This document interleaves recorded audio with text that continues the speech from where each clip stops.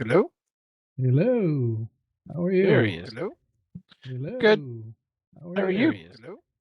Hello. Good. How How are you? Hello. All right. Looks like our audio is working at least. Yay. The only thing that's working.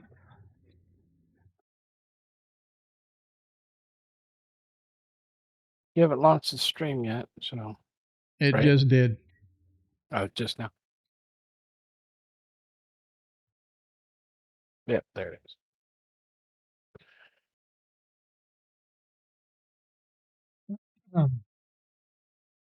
Hope everybody had a good week.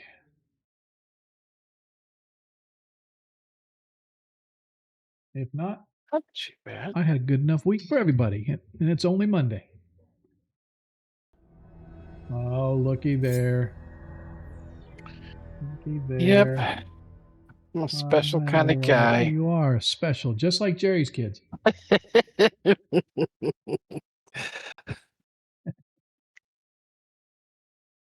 But are you toenail buffing kind of special? No, not that special. I can't reach my toenails.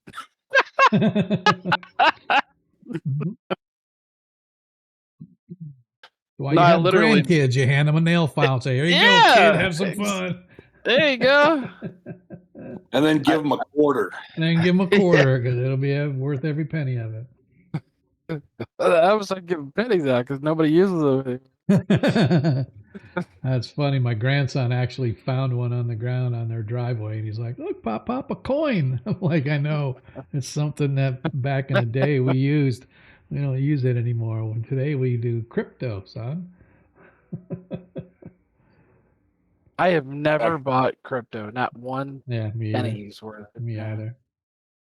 Back in my day, a penny could go to Johnny's newsstand, and I could get like a fish or something like that. One of those little Swedish fish, maybe a couple of them for a penny. Nice. Yeah.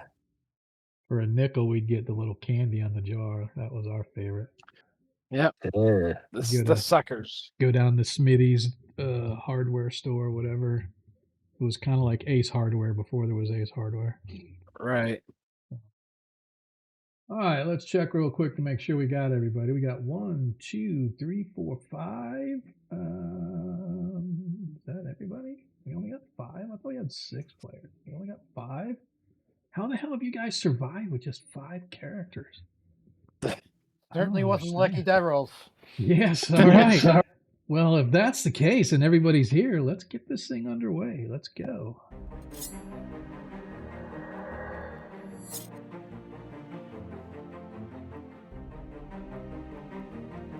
I'm going to Ace tomorrow.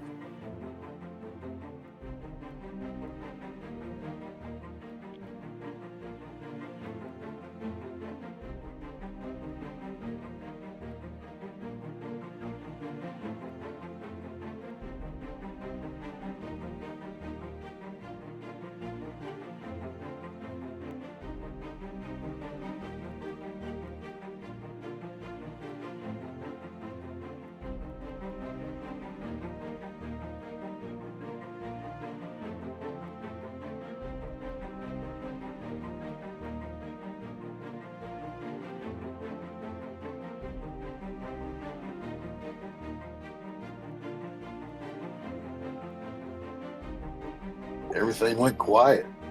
No.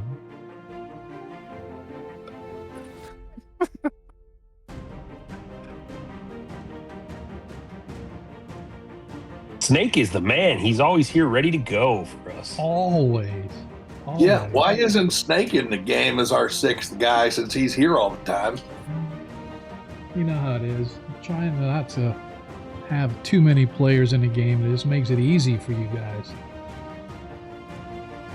Yeah, I get it. If we had another guy, I could be a quarterling.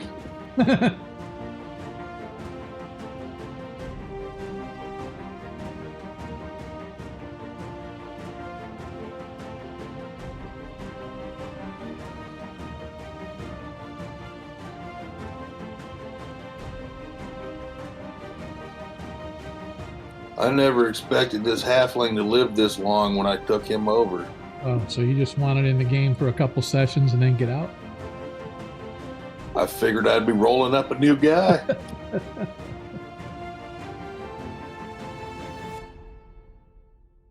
Well, when you got Mulgar taking all the shots for you, and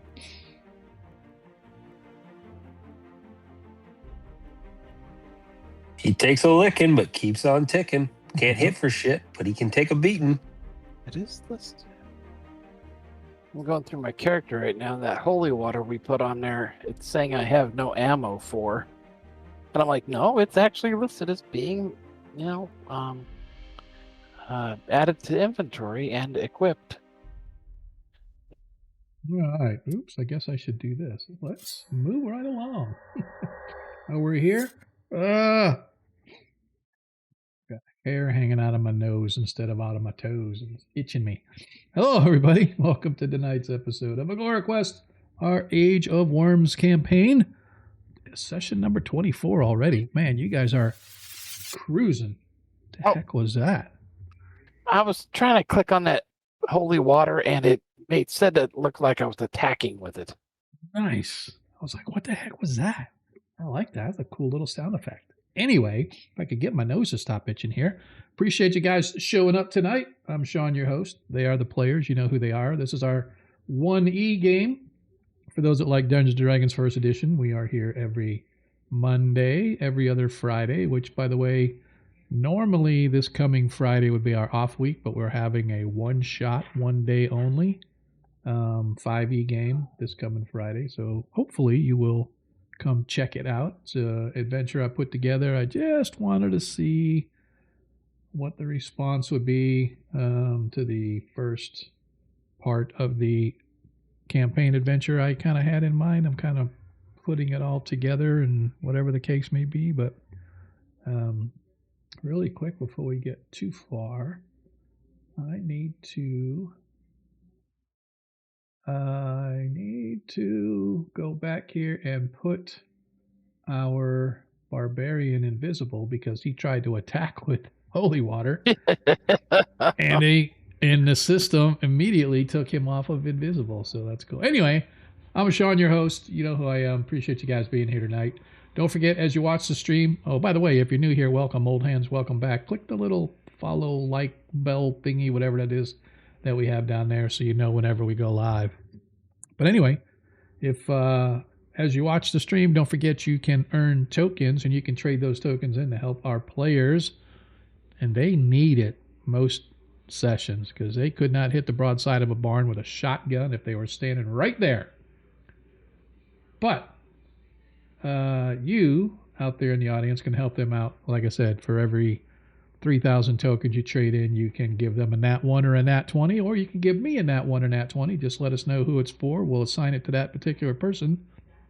If you can't pick one because they're all your favorites, that's okay too. We'll just have a dice roll off, and whoever wins a dice roll off gets it.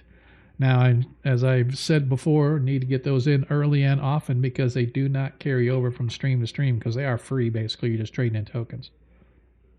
However, sometimes I do carry them over. And in fact, today, because I am such a great guy, I am going to give everybody a nat 20. Right now, the game starts. Everybody has a single nat 20. Why? Because Hub busted his toes out and he's looking mighty spiffy. And because of that, we're going to grant everybody a nat 20. All right, I'll get one hit tonight. There you go. Yeah, at least you get hit one. once. Yep, exactly. Also, don't forget, if you want to help support the stream as well as the players, for every 100 bits that you cheer, you can grant a +1 to your favorite player or DM. Those do carry over from stream to stream, because if you're going to spend money to help support the stream, which, by the way, every penny you put in goes right back into the stream in some way, shape, or form, whether it's content, beer, whatever, it goes right back into the stream somehow, some way. As it stands right now, everybody has a +1 except Mulgar. Mulgar has a +2. And that wasn't the case, but once again, I, being your humble and friendly DM, granted those players that didn't have any points a +1. So now everybody has at least 1 point that they can use to raise or lower a dice roll so that they can succeed. And as I said, Mulgar, you actually have 2 points available. I keep track of that, so if you forget, no problem. Just let me know, and I will answer whatever it is that question that you have. Let's see. Oh, yes. Don't forget also, if you really want to help Sports Stream outside of having to subscribe, which, by the way, Agerson, our very own Biamba, the barbarian from the Northwest, the Wolf Nomad tribe, he has just resubscribed. And it's like, how many weeks now? 54 weeks straight? Is that right? Is that what I thought I said? Something like that. It's been like 4 years. Yeah, let me. We can actually look at that, because I was like, no way that anybody would want to be around here for that long. So I don't get it. Where is it? It's up here somewhere. It's like one of the first. Ager, 53 months. 53 months. Damn, dude. 4 years and what? 5 months? 4.5 years? Yeah. You, sir, are my hero. You're like the only reason that I'm able to keep this thing afloat. You're like keeping my kids in college. So I appreciate it. You and Lando used to be the two. Yeah. Lando, since he's no longer in the game, probably dropped the subscription. I don't know. I don't ever look and see who the subscribers are. To me, that's a moot point. The fact that you're here watching the stream is enough for me. I definitely appreciate all the love that you guys give, though. Anyway, if you don't want to be like Agerson and have to resubscribe every month, or you just don't want to have to remember, don't forget we do have a tip jar. Tip jars are a great way to support any content provider here on Twitch that has one. And instead of Twitch taking half the money, it all goes to the provider, minus a small 1.5–2% processing fee, whatever it is. It really is a great way to go. Had some of my players have donated. I remember Troy, for those that know Troy, he donated a Christmas gift to me one year that bought my Stream Deck, which I was quite happy about. So, but yeah, it's definitely a great way to go if you want to support anybody on Twitch. Last but not least, if you're a Greyhawk fan like we are, I encourage you to go check out the Greyhawk Creatives team page. It's twitch.tv/team/Greyhawk Creatives. Or if you're here live in the stream, !socials with an S, !socials will take you, or I should say it won't take you, but it will give you links to all of our different social media stuff, whether it's Discord, Twitch, YouTube, X, you name it, we're there. Just go check us out. Check out the Greyhawk Creatives page, man. It is a really good page to go to see a lot of good content providers. And go show them love, man. Tell them where you came from and help spread the word. If you've been watching the stream, you know that our party is about knee-deep right now. They're not quite ass-deep, but they're knee-deep in whatever's going on here in Diamond Lake. It's a small mining community in the hills just north of the free city of Greyhawk. Apparently, there is some sort of a cult that has taken up residence in an ancient set of caves, caverns, whatever you want to call it, beneath Diamond Lake. And this cult, known as the Ebon Triad, is really 3 branches, radical branches, offshooting 3 different evil gods. And so the churches of Erythnal and Vecna and Hextor have these radical branches that sort of have come together trying to create or generate an aspect of God, a God that takes pieces of all of their gods into one uber God. And they believe that in doing so, they will usher in what is known as the Age of Worms.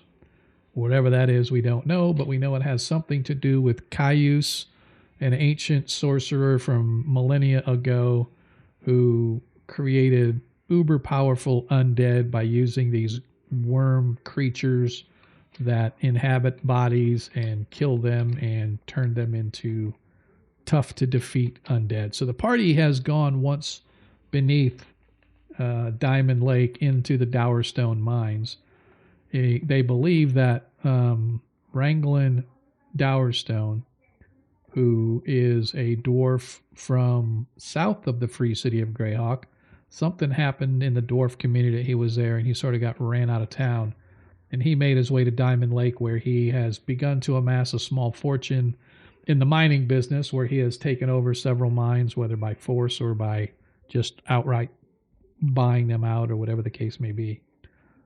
But they believe he's somehow involved in some way, shape, or form, because whatever's going on can be accessed through the Dowerstone mines.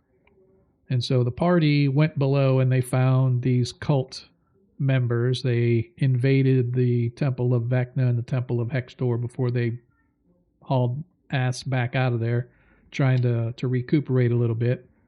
They were tricked into going out of town to a small farm that they had been to before to meet Alliston, their benefactor. Come to find out, it was a fake letter sent by the cult to draw the party out into the open, and they assaulted the party on the trail to the land farm. To their dismay. What's that, sir? To their dismay. To their dismay, you are correct. To their dismay. A couple of the cult members got away, but the party did manage to procure a pair of steeds. So now they've got 4 horses in the stables here in town. But the party then came back, recuperate, tried to heal themselves, did a little downtime activity for a couple of days. It's been about 4 days now since they left the mines beneath the Dowerstone, when last night, or the night before I should say, there were some attacks going on in town, including an attack on Alliston, who barely escaped with his life after being poisoned by some creature he called a Grimlock, which is think of Morlocks from a time machine, creatures that have lived below the earth for thousands and thousands of years.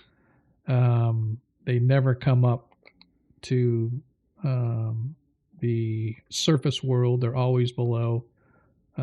No eyes per se, or eyes that are milky white, going on sense and sense alone, like bats almost, if you would. But anyway, these Grimlocks are very sneaky and deadly, and they managed to break into Alliston's home and assaulted him, poisoned him where he almost died, but he managed to get to the Church of St. Cuthbert, where they saved him, and the party since saw him there. As I said, got restocked on supplies, got themselves a little bit of holy water by visiting the priestesses of Wejas, Amaris, the high priestess that runs the small group of people, or the small church that manages the cemetery here in Diamond Lake. And like I said, they got some holy water from them, got some healing potions from the Church of St. Cuthbert. So essentially they have stocked themselves up a little bit during their downtime and everything else, and have decided that they are going to once again reinsert themselves into the complex below Diamond Lake. And when last we left, Alliston had cast invisibility upon each of the party members, who have since descended down into the mines. And I believe it was Hub, Renoir, and Mulgar who are first riding this platform. And as they descended the 200, 300, 400 feet, whatever it was, where did Light turned off. No, I was just wondering where you went. I don't see you on the map anymore. I wasn't on the map until the light went off, and then I was gone. I think somehow you got removed from the map. So let's drop Yamba back on there. There he is. Yeah, for some reason, maybe I accidentally hit the delete button and deleted you. My bad. I think he's behind the tiefling, ready to backstab and kill him.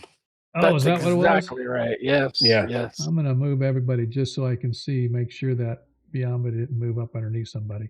But anyway, the party finds themselves now descending down this vertical shaft from the Dowerstone mines to about a 200 to 300 foot vertical mine shaft that they are descending down on this 10-foot wide rickety platform. They have just come through the ceiling into the open cathedral, as I call it, this dark cathedral. And you can see not much has changed. The inky black pool is still there. The tunnels are still there. The flickering lights are still down below.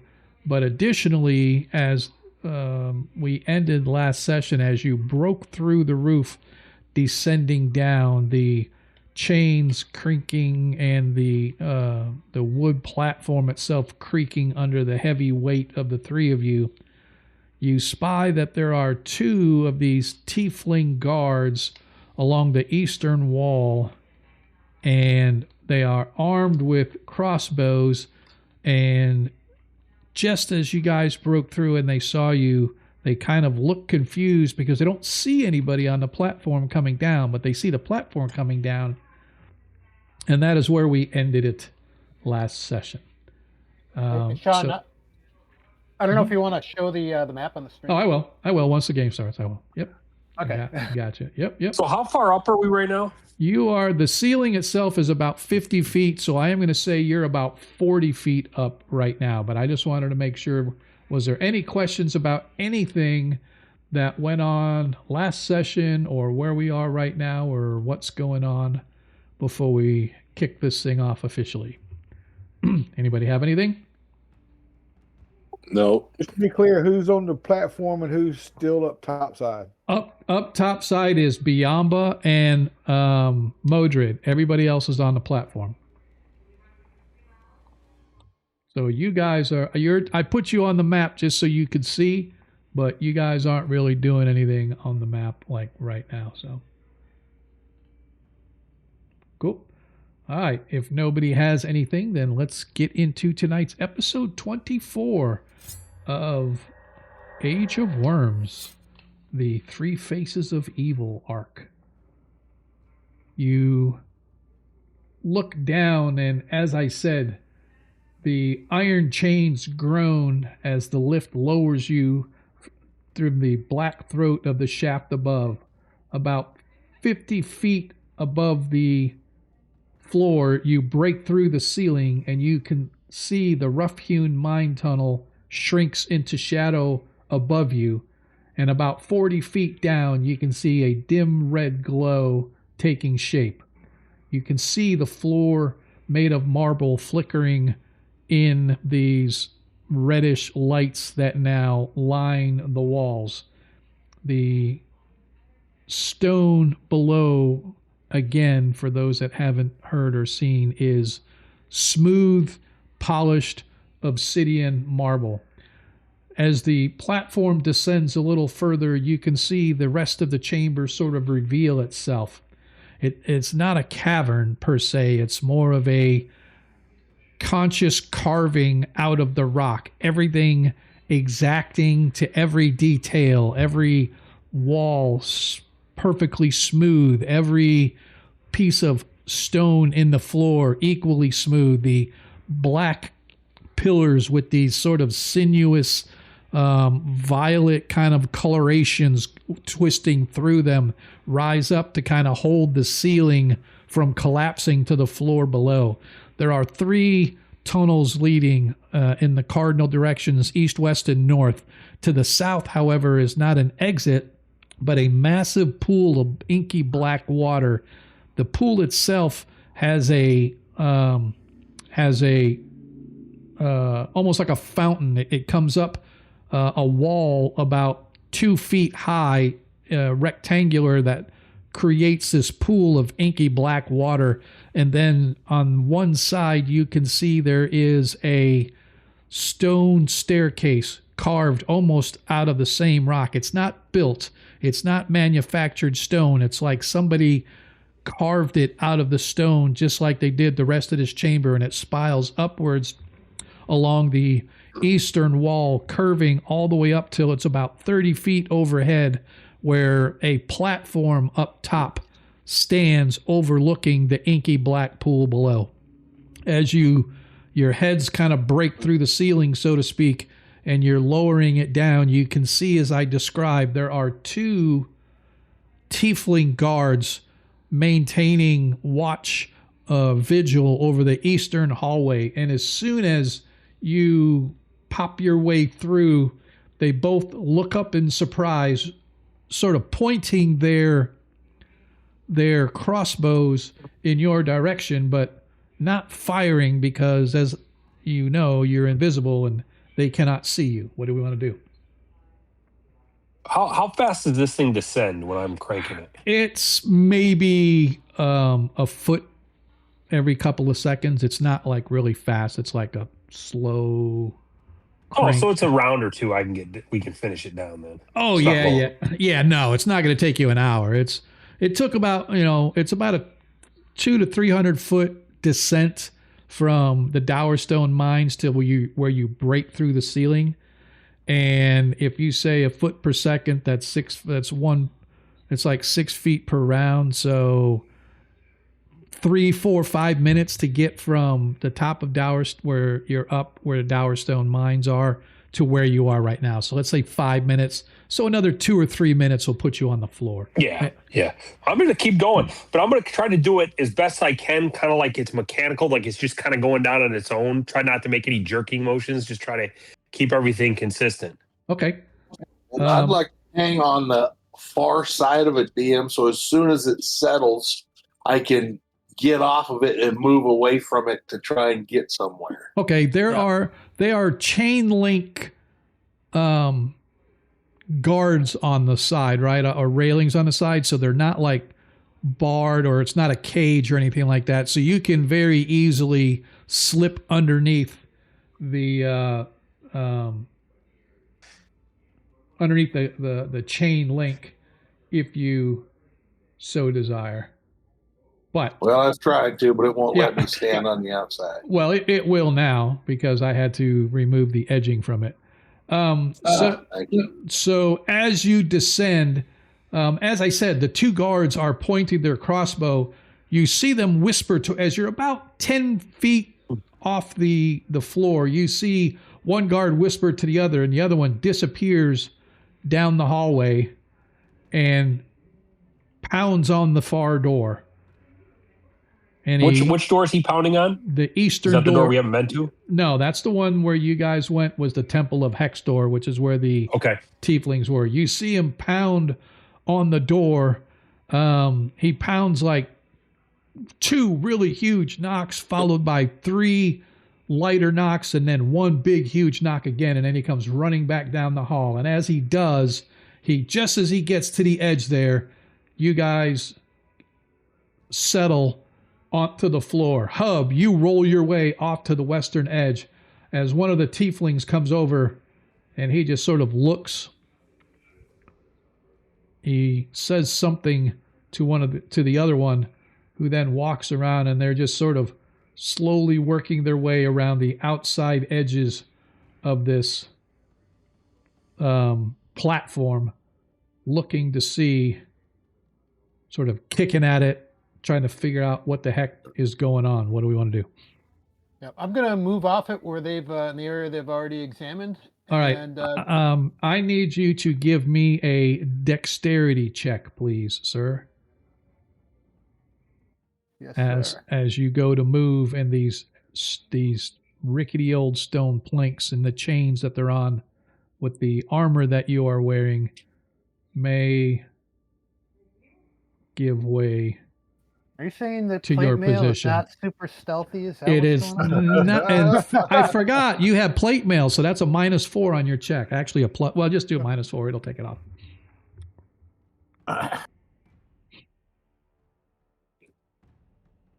Should it be +4 or minus? Just do -4, and it should roll correctly. If it doesn't, we can just manually do it in our head to see whether or not you succeed. Well, luckily my crappy rolling always comes through. Yes. So. Yep. And your dexterity is, oh, you got a good dex, so you're good. As you step somehow, some way, you step noiselessly. The boards don't creak as the tieflings continue to sort of work their way around. They're calling out something to it. Does anybody understand like infernal or abyssal, that language, or do you guys have kind of like the normal standard? Standard language, DM. Yeah, I got nothing. Okay, so you don't know what they're saying, but they're slowly walking away around.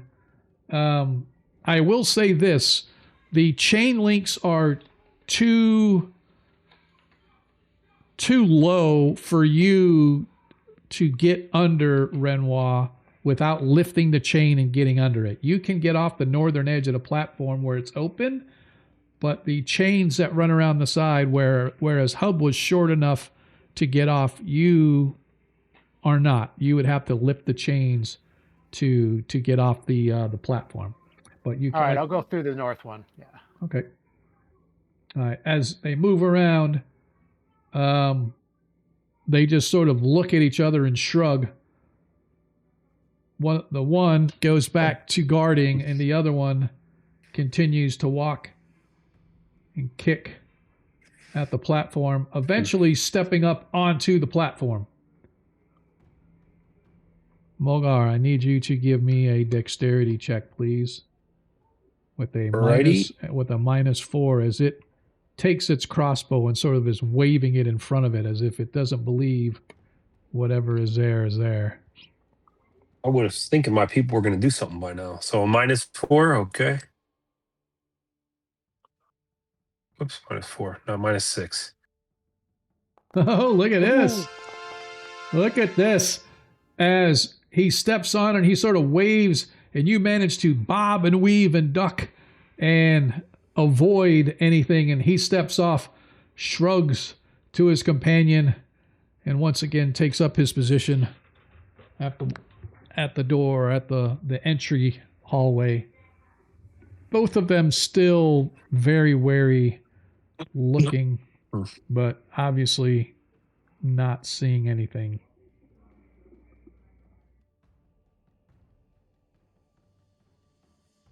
And there's no way for them to recall it from the top. Is that correct? That is correct. It has to be cranked back up.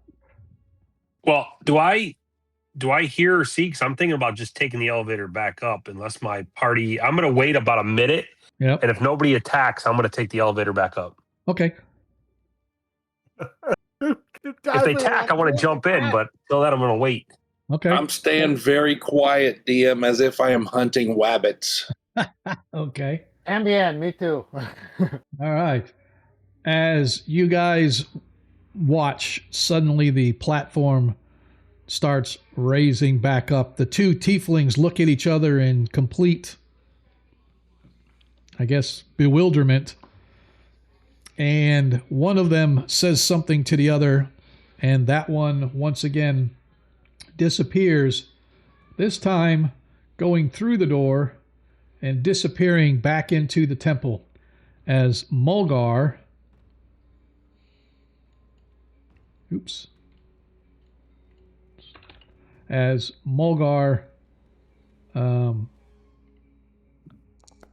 raises the platform. About 5 minutes later, you arrive back at the top as the platform comes to rest back up top where Biamba and Modred are. Modred steps onto the platform. And I whisper, 2 tieflings below. Hey, Get onto the platform as well. Go ahead. Get onto the platform. Basement, women's lingerie. I start cranking it down. All right. As you begin to crank it back down below, Hub, you and Renoir. yeah, I knew that. I was just sidetracked. Renoir and Hub are standing there, and you hear a door along with voices coming from down the hall once again. I guess I should have done it the other way. You actually hear a voice that is human in nature, and if I could find him, coming out with the other tiefling, you see a human man wearing this jet black armor. Darn it, I thought I had the image handy. Apologies. Let me do another one. I want to add. I was playing around with this stuff and I completely forgot to edit this page. Grab Warner's NPC.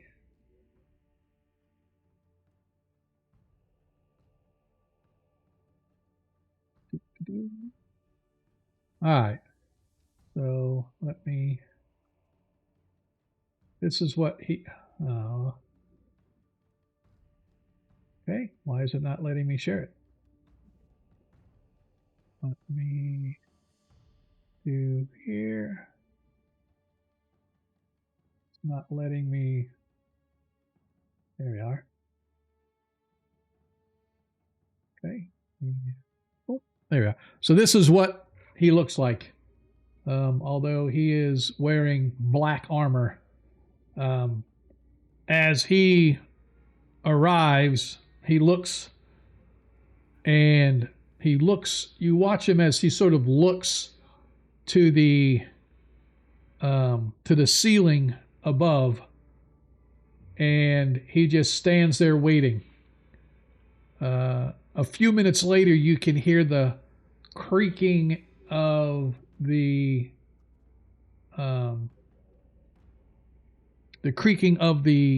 chains and the creaking of the wood as the heavy platform is once again being lowered back down.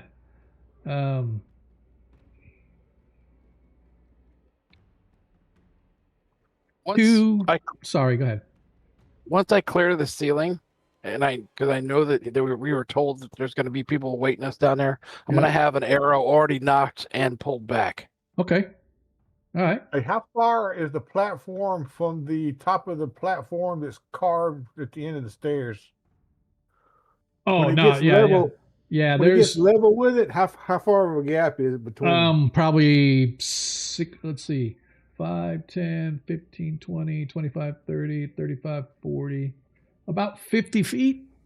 Oh, so I can't just step across. Oh, no, there's no way. No, absolutely not. It's like 50 feet across, completely. So you watch this fellow as he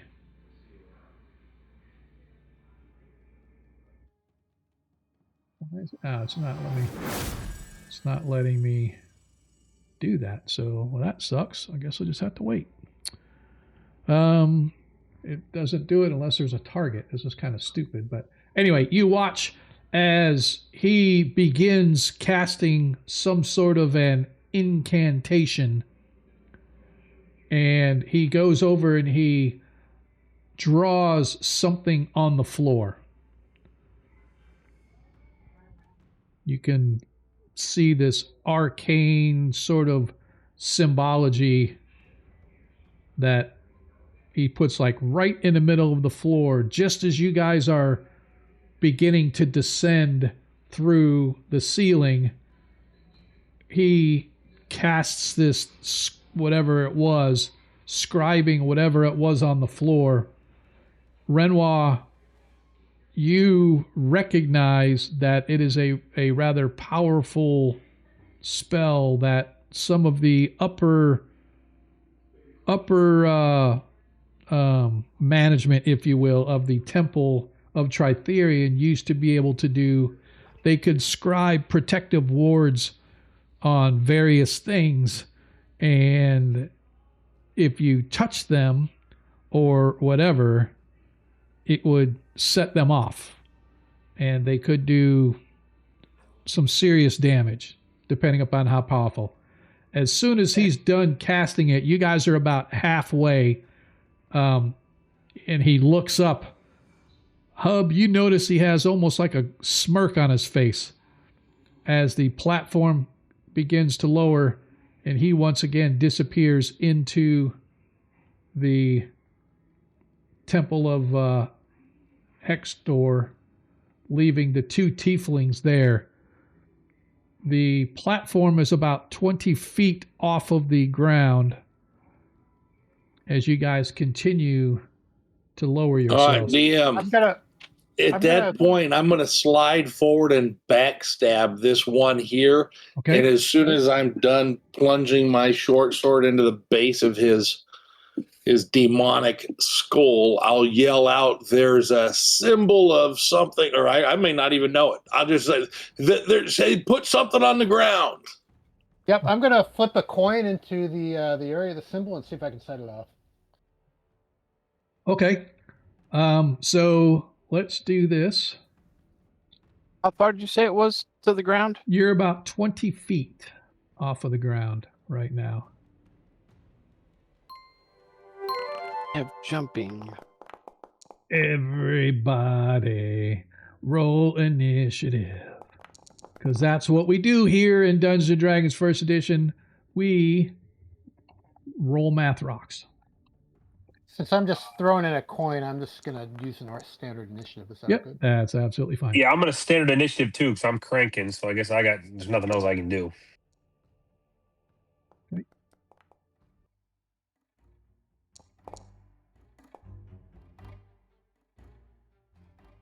All right, so first things first. Hub, give me a move silent check first. All righty. It's hilarious that the dice is now over the top of Hub. Wow, wow, wow. All right. So I will give you a choice, Hub. If you want to use your nat 20 to make that a pass, you can, or you can save it for your attack. Your choice. If I'm you still gonna. okay, I was gonna say, because you failed to move silently, the tiefling hears you coming. You still get your backstab, but I was going to give you a plus 8 because you're invisible and it was by surprise. But now you only get a plus 4 on your attack as opposed to the plus 8. Yeah, I'm going to save that 20, DM. I might need it on this swing. Okay. All right. Go ahead, and Hub goes first, and then we'll go into actual initiative order of what's going on. Well, actually, yeah, Hub, you'll get your bonus anyway. So.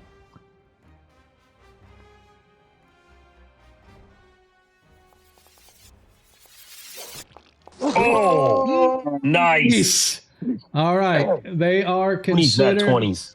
They are considered. They are considered medium. So do your damage and roll your regular damage. Add plus 6, plus whatever your max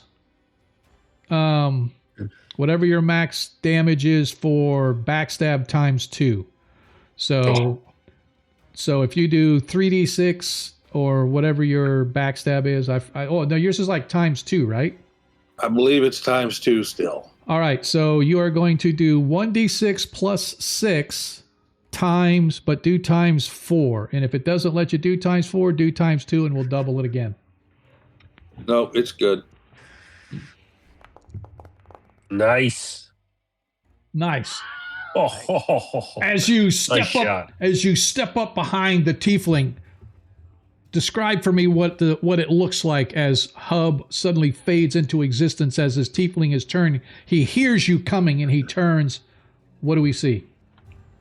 What he sees is a halfling materialize just as the point of his short sword enters his toothless mouth and exits out the back of his demonic skull, and then I rip it out and it pulls his tongue out with it. Nice. You guys watch I'd as like to this. point out that he's like 3 feet tall. Yeah, and that these tieflings are only about 5.5 to 6 feet tall. So Oh, okay. yeah, they're not like big, huge demonic things. They're just regular human size. So as described, you watch as suddenly this tiefling turns and he lets out this gurgling sound, and you guys, your head kind of snaps in reaction to see, and you see just as Hub's ripping his blade back out, the back of the skull of this tiefling has exploded around the back of the blade, dropping it to the floor, leaving the tongue impaled upon the edge of Hub's short sword. Hub, that was your surprise. You now get your actual regular attack now. Would you let me move 10 feet and stab that other guy? Yes, I will.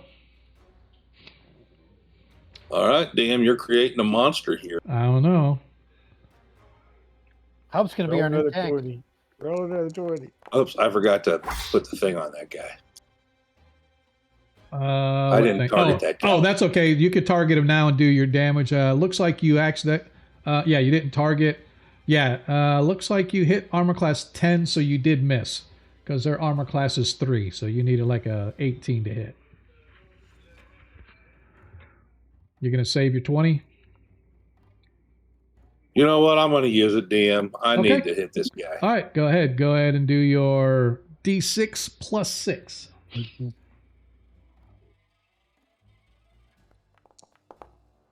Nice.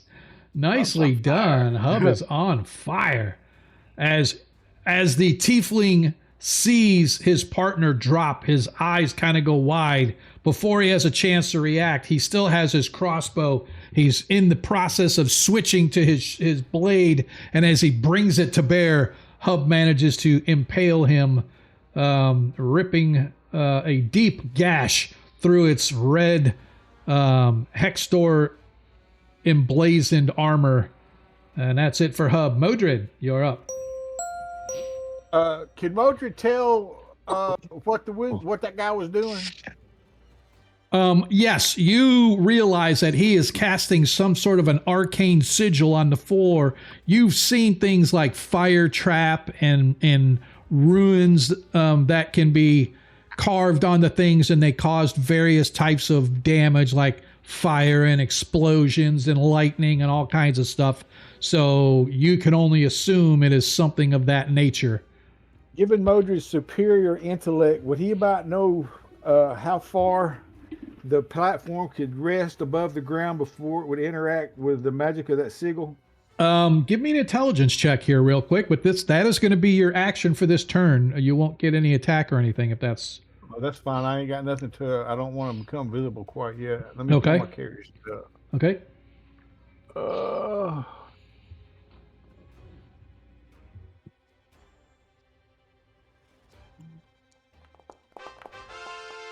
Nice. So yes, you know that the platform settles on the floor, and you know that it has to actually touch the floor for it to be triggered.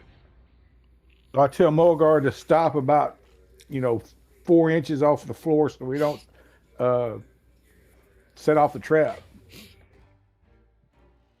Okay. And then we just have to jump off of it and then let it slam down. Hopefully we'll be able to avoid the explosion. Right. All right, Mulgar, you are up. As you're lowering down, you hear... Go ahead, Modred, tell him what you said.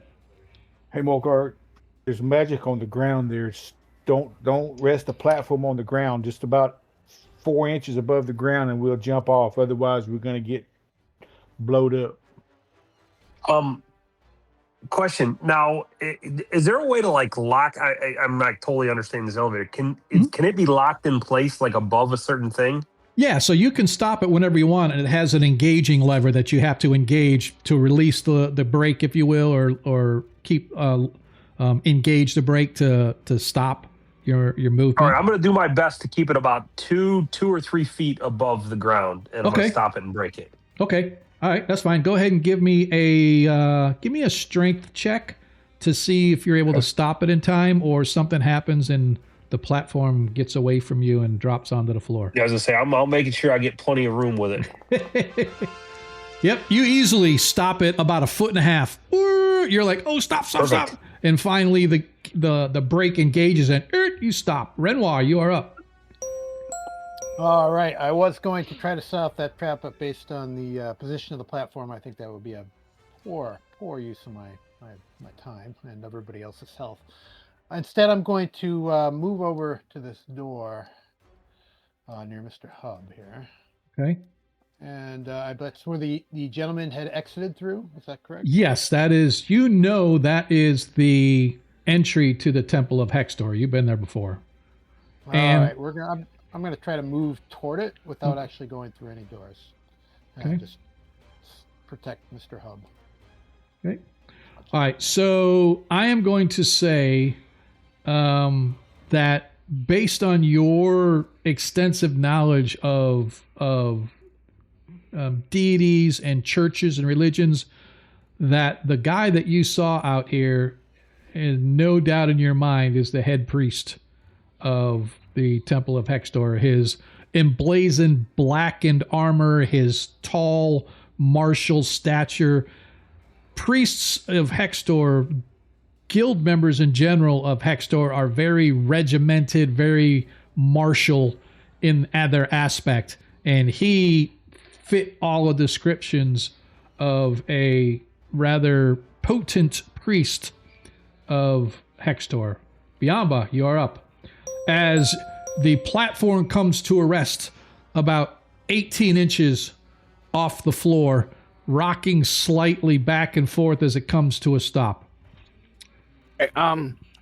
This guy here, the ones facing Hub, Yep. is not paying attention to the platform anymore, or is he still looking that way? No, he's engaged with Hub now because Hub has rammed him through and gashed him pretty good, so he is not watching that arrow platform.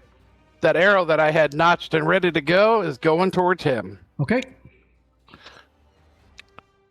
You get. I will give you, because you're invisible, get a +4 on your attack roll for the first one. Cool. Once you attack, you're no longer invisible. No more +4. Target AC. Should I put that as a modifier? Yes. Yeah, just do 4. Okay. Just do a +4. Yeah. It doesn't give you pluses. This is up or down, right? Yeah. Well, yeah. You just do if I you could type it in plus. Just don't do the plus symbol. Yeah, just type in 4. If you go down, Okay. you have to do -4. But if you're going up, it's just a regular 4. Yeah. All right, so here we go. Nice. 14. That should hit. I think That does hit, and All right, Biamba breaks the invisibility. Yeah, and let me do my damage here. I don't think I have a modifier for that. Nice. As your arrow manages to take the tiefling down. All right, since that was only one shot, can I use the rest of my initiative there to get off the Yeah, absolutely. platform? Yeah, Sure. you could have done that even if you did the attack. You can move. Oh, wow. I just wanted to make sure I was able to get off. It's not letting me get off. But... Yeah, hang on. I'm removing the walls on this now since we don't need them anymore. All right, the walls are off. You can get off any side that you want now. Hey, Modred, how high do you think this thing, whatever is going to happen, should I move the elevator up and we should set this off? I'm just afraid if we lose the elevator, we can't get out. We could throw one of those dead bodies on there. Yeah, why don't I crank it up to just get above the room. You throw the body on it, search it, throw a body on it, and then I'll come back down. Your loot goblin, search it. All right, I'm gonna start cranking up. I'm gonna crank up to the ceiling. Okay. Okay, buddy. You're gonna go all the way up to like 50 feet. Yeah. Well, I don't want this thing. Well, I guess I got to ring a feather fall, but I'm sure we'll get out. Yeah, let's go like 30 feet in the air. Okay. Do I think that'll be far enough up, then? Yeah, usually the explosions are within 5 to 10 feet of whoever is. 30 gives triggering. us a good error message. Let's go 30. Well, Hub is not the most Conan-ish type guy, so somebody else should probably throw one of them 5 Oh, I'll footers. throw on it. there. Does somebody want to get on here and crank it? If somebody wants to crank it, I'll go throw the body. I don't care. Whoever gets on needs the ring of feather, probably though. I'm also not all that strong. All right, I'll crank it. I'll crank I've it got 30 a feet in 13 the air. strength. All Will right, that be you good are- enough to throw the body? You could take a body with you on the platform and then just throw them off right underneath it once you get up to 30 feet. I'm just I'm waiting okay by with the that. door here. Yeah, I'll grab a Somebody body. comes What's the popping weight of out. a tiefling? Probably with their armor on, they're probably 150 pounds, maybe 200 tops. Okay. All right. I'm going to take a tiefling with me.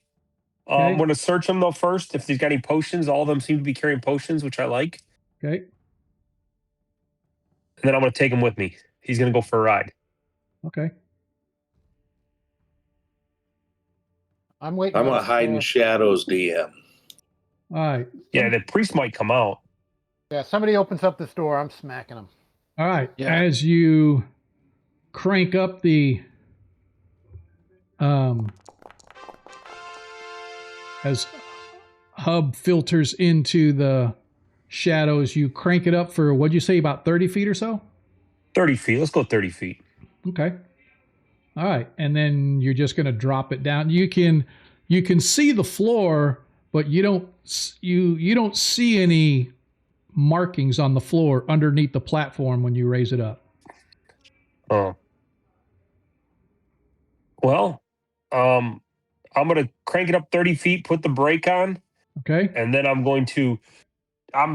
pretty strong. I'm going to take the guy's armor off quick, and then I'm just going to kind of put him over the side and just kind of drop him the best I can. Okay. All Kind right. of swing him to where he'll be up underneath the platform when he Yeah, lands. I'll do my best. I'm not sure how that works, but we'll give it a try. Yep. All right.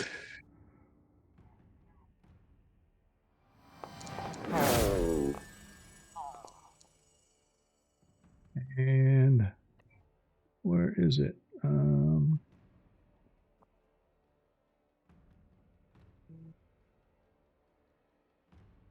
You watch as the body drops onto the floor, and I'm trying to look and see. Sorry, I apologize because I had it here. 25 square feet per level, so that's 5 by 5 per level of caster. So 5, 10, 15, oh, good. So let's do this. 5, 10, 15, 20. Oh, good. So let's do this. Hopefully it's not a delayed blast fireball. No. Well, if it takes out the elevator, we're all in trouble getting out of here. Yep. Sorry, I need to. It's not letting me target like everybody that I want to, so I have to. All right, so now I can go. I need everybody to give me, everybody except Mulgar, give me a saving throw versus spells, please.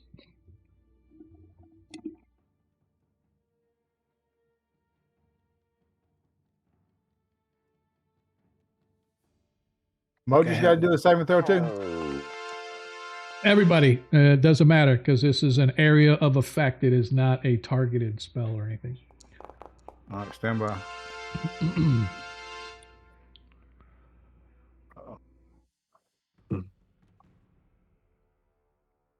All right. So Renoir succeeded, Hub failed, Biamba succeeded. Just waiting on Modred. Where's the saving throws at again? Saving throws are underneath, are on the same page as your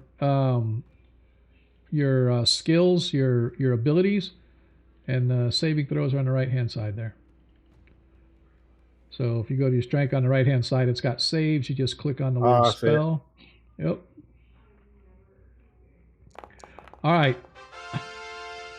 As the body drops, you watch as there's this explosion of fire that starts right in the center of the room, blasting outward for 45 feet. Is it 45 feet? What, I forgot. He is a... Ding, ding, ding, yes. all right. Oh, duh. Man, Already that's got a sheet huge. open. Yep.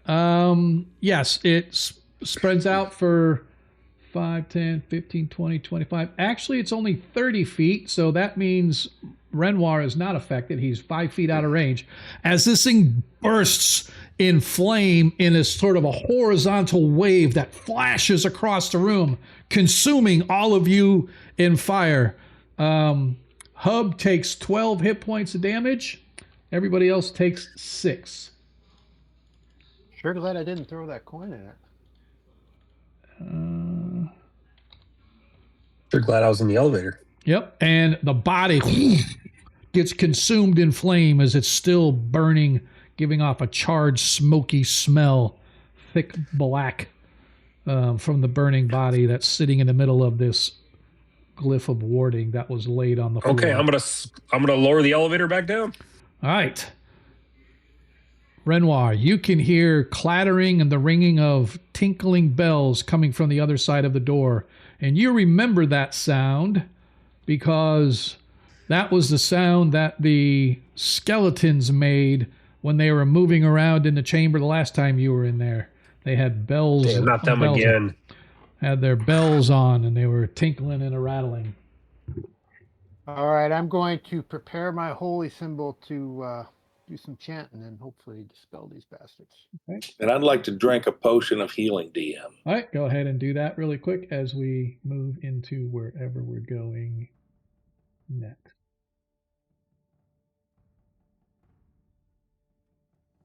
Can I move? Yeah, y'all can move.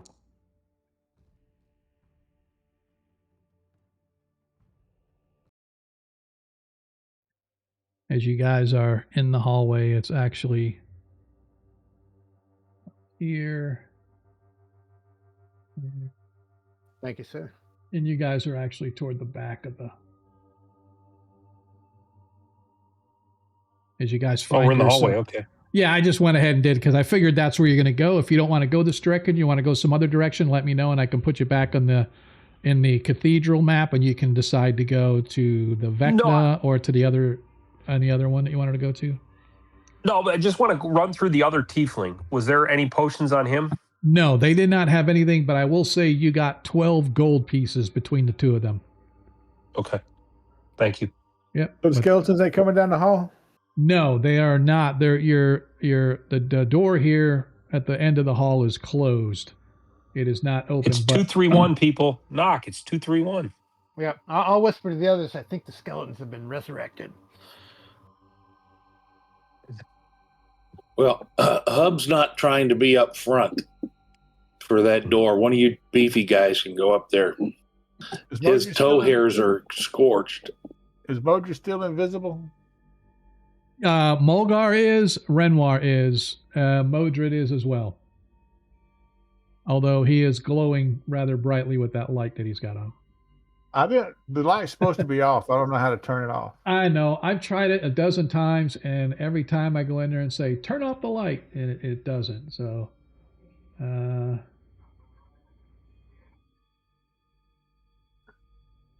see, when I do the ever-burning torch, it turns on. No, my character, I can't move my guy for some reason. Hold on, let's see if this will work. No. Is there room between like the hallway and the door? If the door were to open and I was on one side of it invisibly, if the skeletons kind of rushed through, could I slip in or not? I am going to say maybe. It would be one of those dexterity things again. Interesting. Yeah, I kind of double clicked on my token and now I can't move it. I didn't hit none of that stuff on the left hand side. I think it's funny I can't see Try any of these now. characters. Try now. You know what, Modred? I think that light there that was by you wasn't really the light. It was the torch light that I've got there that I've got sit there. I still can't move it. I'm moving the whole. Really? Yeah. So the only thing I could think of is on the left-hand side is if you make sure that you select the little square token. With the head on it, right? Yeah, the head, and then once you click that, to right, it should open up a second column right next to it that looks like a little broken square. Click on that. Yeah. That make sure that that is selected. They're highlighted in red. All right, give me just a second. We go to PCs here. Make sure. All right, I'm going to do this. Try that again. All right, we moved Modred. Now let's put Modred back. What about now? Can you move him now? Yes. Weird. That was weird. Yeah, I don't know, but you are good to go now. All right, so you are Mulgar and Renoir. You stand at the door, and you can hear the rattling of bells on the other side of the door, and you recall those sounds. We all do, right? Yes, you all have. You all So, recognize those sounds. I'll kind of look over and ask if he's ready to open the door. You can't I'm see going to each knock other. on the door. Okay. I'm going to knock on the door. 2, wait, 3, 1. Okay. I'm not. I put my bow away and pulled my sword and shield. All right. I pull out my wand of magic missiles. I was Oh. waiting to see if the skeletons were coming through, but they apparently are not coming through. Yep. They're I've not. got my holy symbol ready. Okay. I'm going to wait about a minute. If nothing happens, I'm going to open the door. All right. I guess I open the door. As soon as you open the door, flooding the room, coming toward you, you see undead, skeletons, and otherwise. And All right. otherwise, I'm going to try to get in the room and around them if I can. All right, give me a second here. I want to go meet the cleric. That board, goodness gracious. All right. Make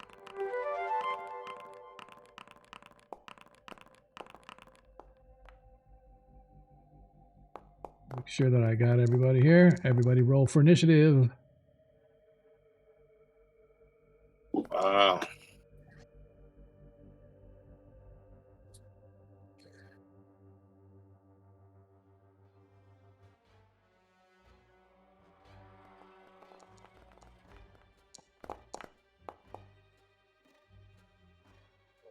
All right. Let's see where we're at. Renoir Modred, still waiting on you for initiative. yeah, for some Renoir, reason, get a the, good one and turn these things. Yeah, for some reason, the little roll initiative thing, I see the icon on my character sheet, but I'm clicking away and none of it's happening. Same thing for me. Well, then just go to the combat tab and just click general action, and then you can do whatever you need to do whenever it comes. Yeah, I wonder if it's because we're invisible or something. I don't know. Shouldn't be. I would say that, but Mulgar was able to roll, so.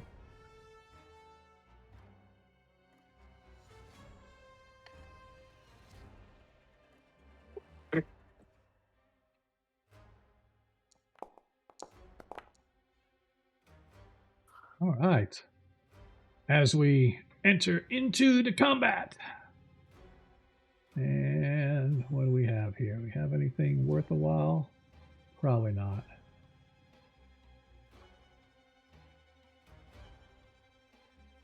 All right, Hub, you're up. As you can see, you see through the door. It is kind of a wide door, but you're able to see a small horde of undead skeletons, as well as some additional undead coming from the farther, larger hall down the ways.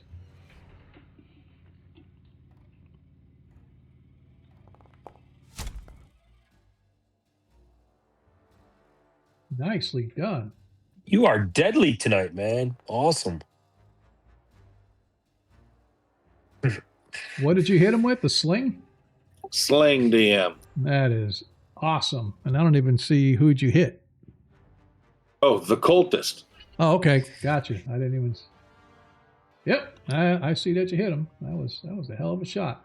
All right. So hit for Hub. That's it, DM.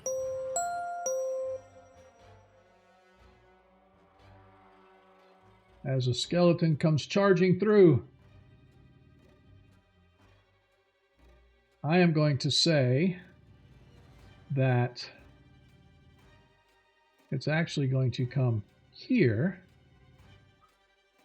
Huh.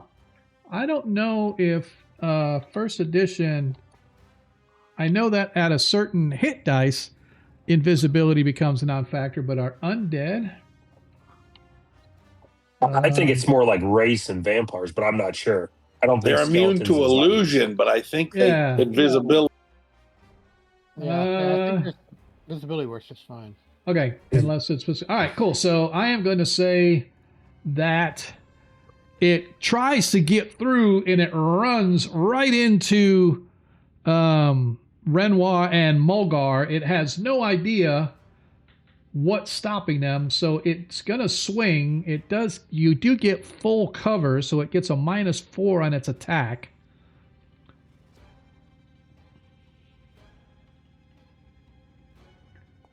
As it swings wildly with a natural 1, and it gets It's itself. a It takes its minus, own arm off.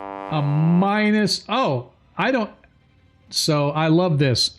I put a -4 on it, but it already figured in a -4 because Renoir's invisible, so I did not have to add it. The game system automatically added it, so I didn't have to. So I know that for the next time. Modred, How far can I move before I shoot my wand? 10 feet. So I can move to here? Yes, sir.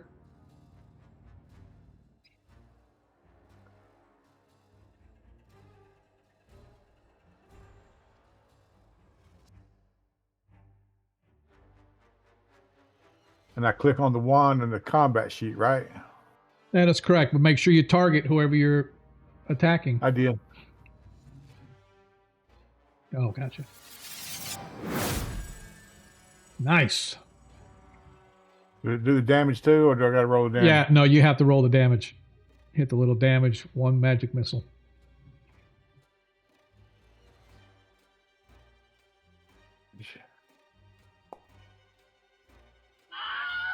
Ace. Nice. As your... Explain to us what your magic missiles look like there, Mr. Modred, as you They're cast the just, spell.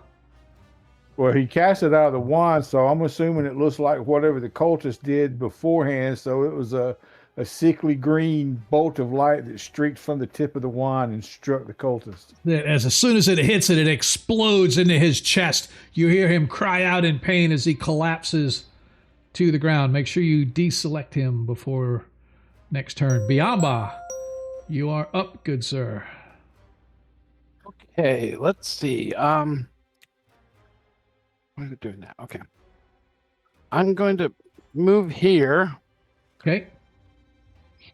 and then go. I'm going to try to move here, but then I'm going to feel the presence of him, right? Yep.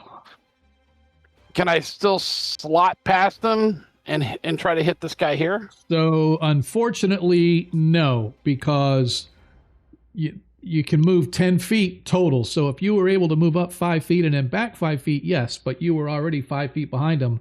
So you've already moved 5 feet. So you don't have another 5 feet of movement that would get you out. He can't move past the door? He can, but that's more than 10 feet. Oh, I got you. Well, I was going to try to strike through the door because he's standing on the other side of the door. So if I move from here to here, that's Yep. only 10 feet. Yeah, but then you're standing on top of Mulgar and you have no movement left to get out of that spot. Oh, to get back out, yeah. Yeah, you have to at least have, you would either have to have been behind Mulgar or enough to get through him and get back, and you don't have to. So, All right. You Well, don't have- then I'll just move 5 foot forward, and that's where I'll end my turn. okay.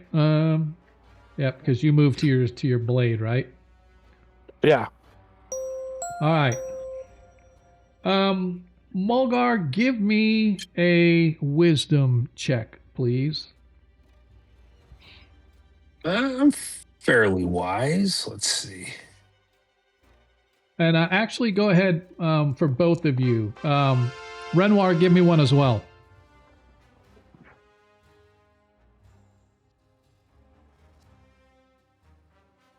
Jim, I got to go AFK for about 2 minutes. All right, sir. Renoir, you and Mulgar, you can see through the door and you can see down the hall, which is smoky, but it's still lit up slightly.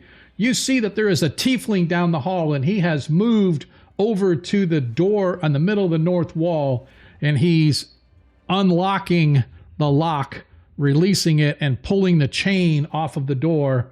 And you see him grasp the handles of the door and you hear this aching groan of the door as he begins to pull these large double doors open. And that is his turn. What's the worst could happen? Yeah, it's not a Minotaur runs out on us. He just wants to give us a hug. He moves out. And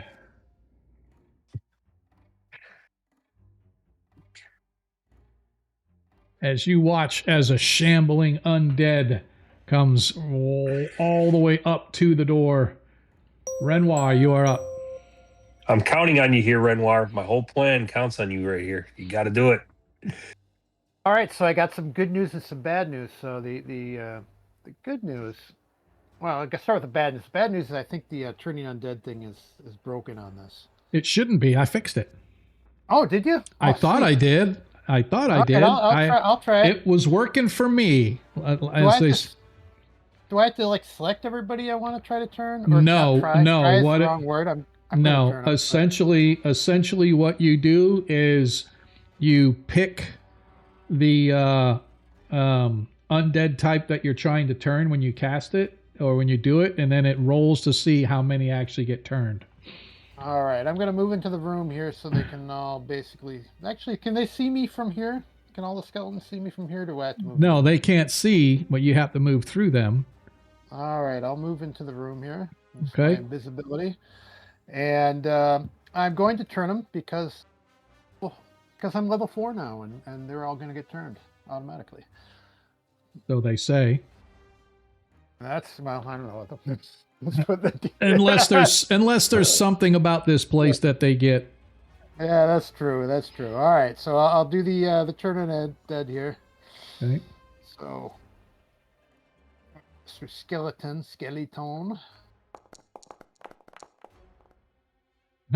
2 skeletons are turned. So right. I will it automatically succeeded, but 2's only 2 because yep, I they're rolled. automatically turned. So out of a die 20, yep. Which I'll let you pick which 2 you want to have been turned. I'm going to pick these 2 by the door here, just the 2 right in front of the door, okay. And they're going to get turned, and they'll move away from me, which will give some opportunity attacks, hopefully. Yes, Mulgar, you get a single opportunity attack on either one of the skeletons that are down at the end of the hall now. If you can see them, if you can't, I'll put them back. I'm gonna pass on that because I'm invisible and I don't want to turn invisible right now. Okay. All right, is that it for you? Yeah, I'd like an opportunity attack. If I get an opportunity attack. Yeah, I'll give you an opportunity attack. I'll do that.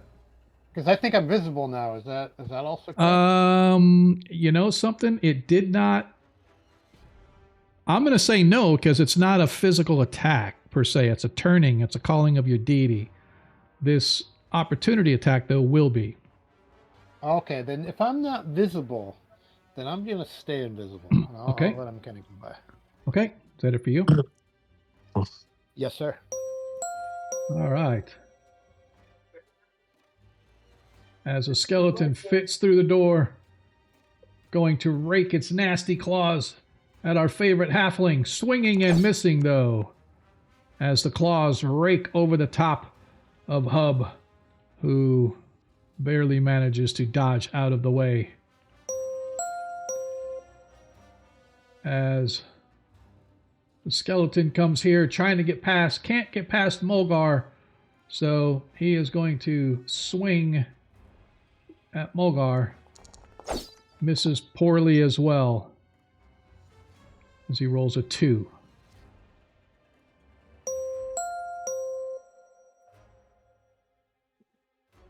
Skeleton moves up there. Well, there goes my plan. Moves in. We're still in the same round? Yep. Targets Biamba with his longbow. Hits Biamba. Hit him in the nose, it looked like. Yep. As Biamba suffers 5 hit points of damage as the second arrow comes flying, as the second arrow hits Biamba as well. Crap. As Biamba suffers another 2 hit points of damage as a tiefling guard appears from the south, armed with his composite longbow. As the skeleton cannot see, but heard the chanting of the priest, and so he is going to swing, but he misses the priest of Tritherion, who lives to fight another day. Woohoo! Mulgar, you are up now. There's no way for me to get through this nonsense, is there? I am going to say that yes, you can push through without attacking. Therefore, you would be able to move at least 10 feet. Like you could move into right here. I'll take it. But I'll take I am going to require a dexterity check to see if you can get past the skeleton without it attacking you. Okay. So you can go ahead and move there if that's where you want to move. Okay. Yep. All right.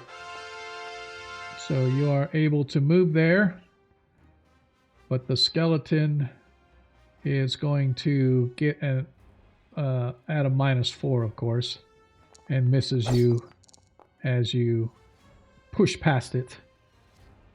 Okay. All right, that's it for Mulgar. Back to the top of the order. Oh, I thought the cleric was going to come in. That's why I was trying to get through this. I guess I was just wasted a bunch of time. Everybody roll for initiative.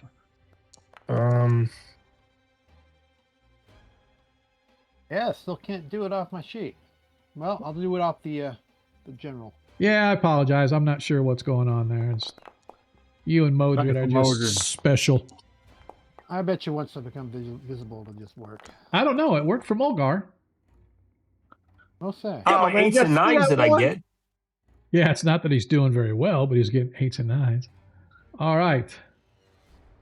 As the tiefling guard backs up, I need to roll. The tiefling guard backs up into the far hallway. Coward.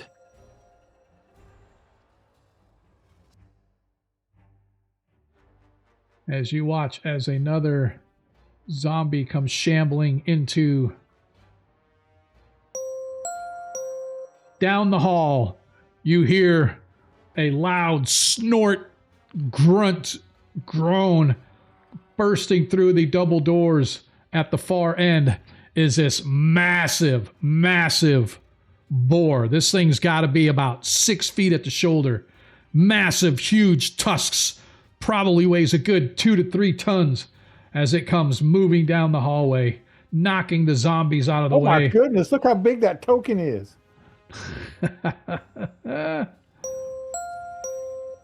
As the skeleton still doesn't know where the priest of Tritherion is, but tries to swing at him anyway, missing badly.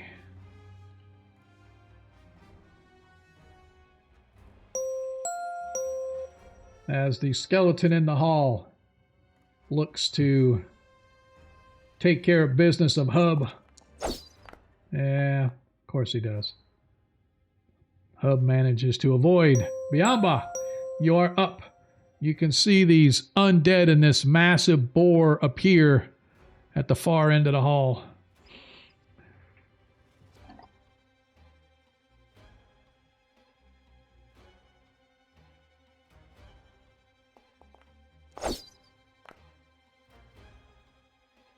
As your blade misses. Hub, you're up. Attack with the toenail Excellent. attack. I love it.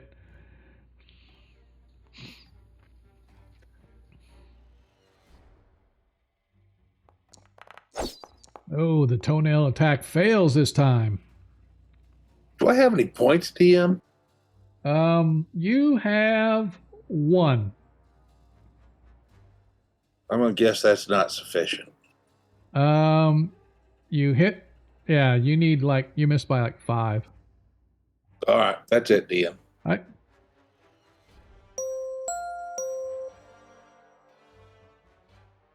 As the tiefling once again takes his bow, taking aim at Biamba. First bow shot misses. Second bow shot misses. Bummer. This bandit comes in, takes aim at Biamba as well.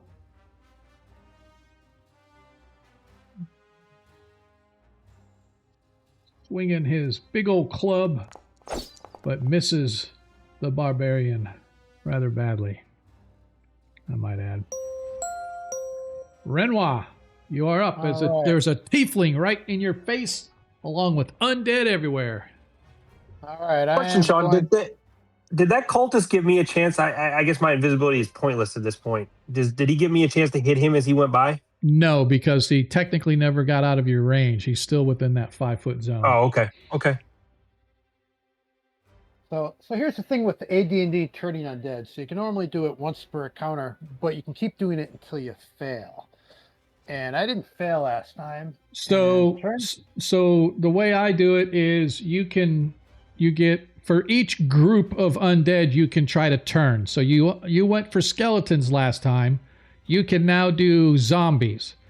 All right. And so you're able to do that, right? And you are correct. You did succeed, therefore you can't do it again. But you can do it on a different type. And there are looking to see how many. I can't tell if there's. That's a skeleton.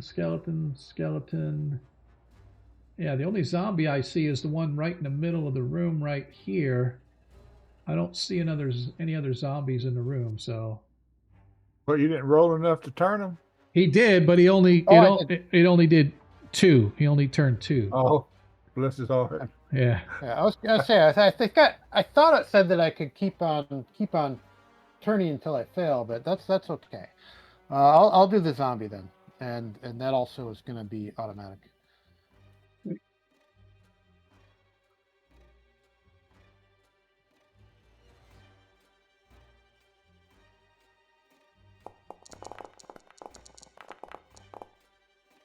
Nice. Really? Oh, really? Well, good thing there's only one.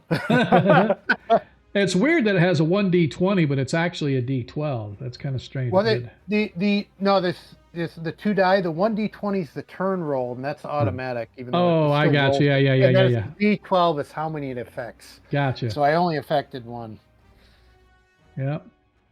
Where's the skeleton that got turned? Where did they go? It's down the hall here.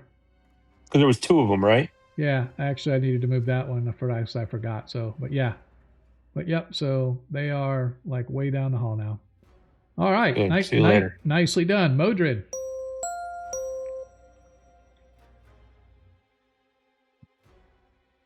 Want to wander magic missile this guy? Okay.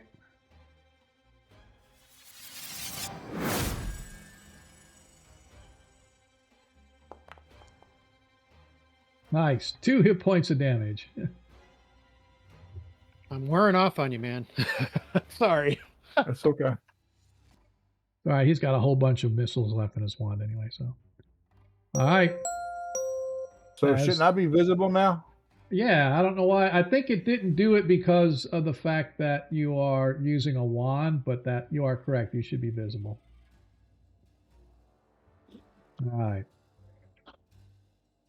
Okay, let's see, where were we? Oh, the skeleton. He is going to move in 5 feet, but that gives Mulgar, if you want to take an attack of opportunity, you can on that skeleton. Otherwise, he's moving in 5 feet, then moving back 5 feet. Yeah, at this point, my invisibility is gonna go away anyway. So I'll hit him with my. Oh, I got my sword in my hand, so I got to use my sword to try to hit him, which Okay. is useless. But Okay. um, That was shiny new 20. how do I can Don't Since forget, it doesn't matter if you do a crit. Some edged weapons only do 1 hit point of damage against skeletons. Oh, you're right. There's not even worth. I'm going to keep my invisibility for one more thing. It's not even point because I'm going to do 1 point to him. There's no point in it. All right. All right. So the skeleton swings and misses, and he is going to back out of range. Hub, as he backs out, you get attack, and Biamba, you get an attack of opportunity on the skeleton with the dice rolling around it if you want to do so as it's backing out. On the skeleton, right, DM? The one that's That outside the door now. That one. Biamba miss. What do you roll? Hub miss. Biamba rolled a 1. I didn't go, brah, brah, brah. That's why I was asking. Well, that's because I think mine is the one that does it. I don't know if anybody else does it or not. So, all right. Let's see. Where are we now? Mulgar, now you are up. Is a boar a forest creature? So you know that boars are kind of forest creatures, but this is a abomination beast. This thing looks like it has been magically or spiritually or medically enhanced. It looks like a boar, but it's got cuts and carvings all over it. It's got a big, huge nose ring. It looks more like an aberration to you than a natural forest beast. So what you're saying is I can't make friends with him? Probably not. Okay. I'm going to go to right here. Okay. And that's 15 feet, so I can't attack. But I'm going to wait for it to go by, and then I'm going to hit it with my sword next time when it goes by me. All right. Is that it for you? Yep, that's all I got. All right. As this skeleton pops in 5 feet, attacking Biamba. Missing Biamba. And I have to move it back 5 feet. So if you want to do an attack of opportunity, Biamba and Hub on the one that's not outside the door. It's the one that's got the dice spinning around it if you don't see it.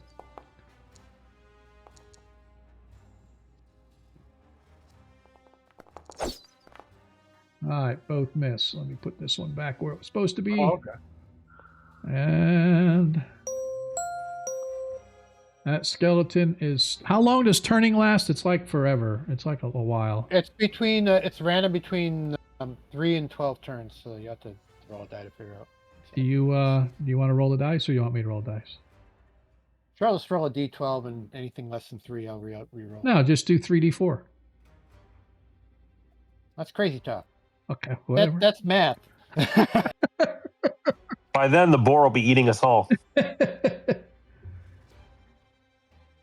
Go ahead and roll 3d4, and then I'll keep track, and that's how long all of them are for.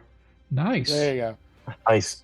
Nicely done. So we have 8 rounds, right? Or is it 8 turns? 8 rounds, right? Turns.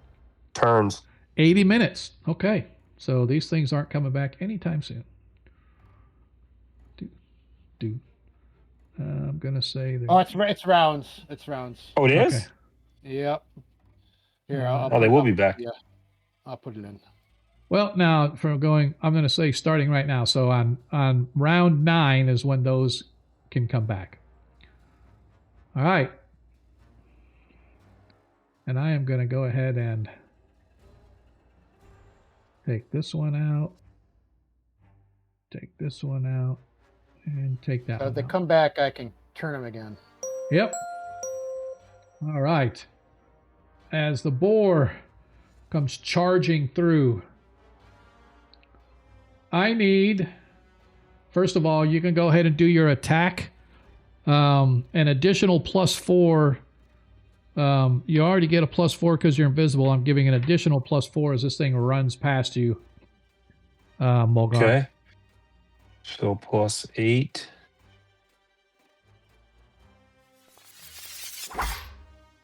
All right, so you did hit it, and do not forget, Mulgar, you do have a nat 20 available. No, I'm just gonna do the. Okay. I don't know how tough this thing is. Brenda.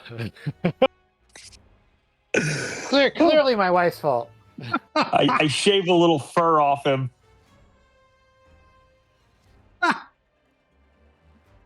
Oh my That goodness. figures. A D12 to attack, and you hit it with a 1. This is amazing. All right, so the board now. I also need. Actually, it is going to be as it's running by, because it's pretty much everybody's going to have to. So I might as well do this guy, and this guy, and this guy.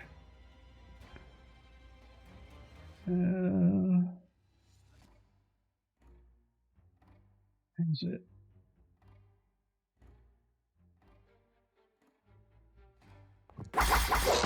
Ooh. Nice. As hits the bandit. So first of all, I'm going to do the bandit.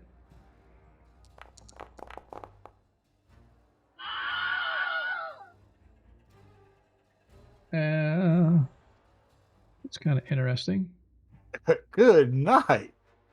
What did they just bowl into him? Yeah, he just went charging through them, so I needed to take care of them first. How did he get through the door if he's that big? It's there's a double doors down there, and they're double doors. It's not and that little symbol. Yeah, and there's double doors here where you are as well. And I need to get rid of this guy. And I need a dexterity check from Renoir as it came charging through, sweeping its tusks as well. I want to look and see, because it... All right, so you only took half the damage that it actually did as it went sweeping by you. I'm looking to see where it's... I hate this thing because I can't just grab a hold of a scroll. If I scroll up, it goes too far. If I scroll down, it goes too far. And Renoir's like somewhere right in the middle where his damage is. I seen a bunch of 20s. That's all I saw. Well, yeah, no, it was... So the boar hit Renoir with a 19. A 19 plus 8, so it did 27 minus 4 because he's invisible, so it did 23, so it hit. I'm just now looking for the damage. Renoir took 20 slashing damage, so you only took 10, so you actually get 10 back. So you're back to 23 now instead of whatever you were at. And it's now actually in the hall, but it can't attack you guys. It's right there blocking the door where you guys are, where Hub and Biamba are, along with Modred. What happened to all the skeletons that were there?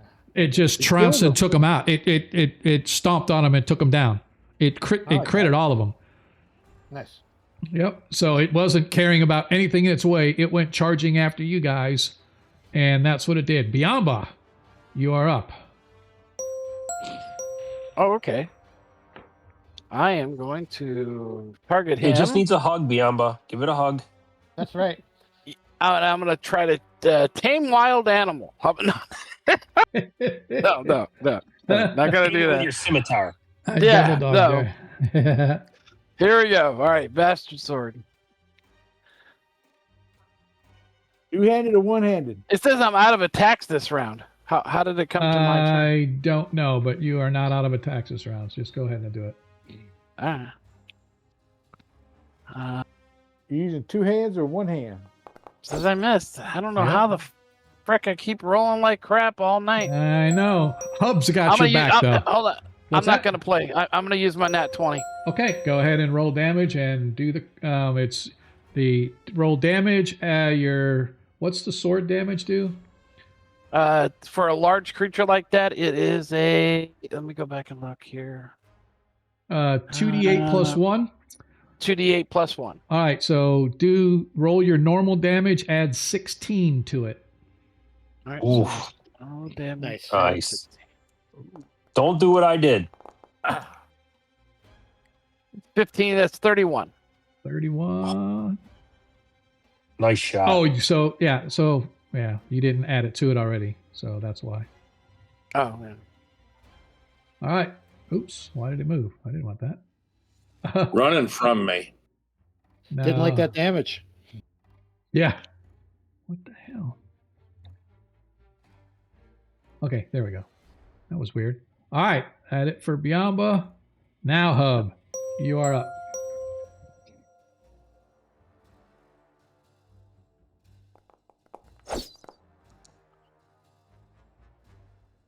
Yeah, what is its AC?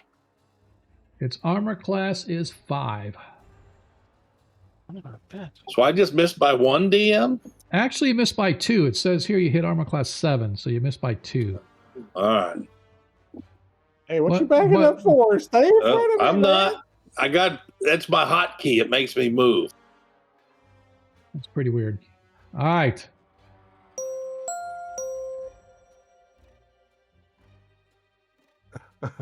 I thought he was like, I'm getting out of the way of this thing. Now, how tall was this thing? This thing was massive. It's about right? 6 feet at the shoulder. As the tiefling, seeing Mulgar come into existence, trains his bow on him, hits Mulgar with a bow.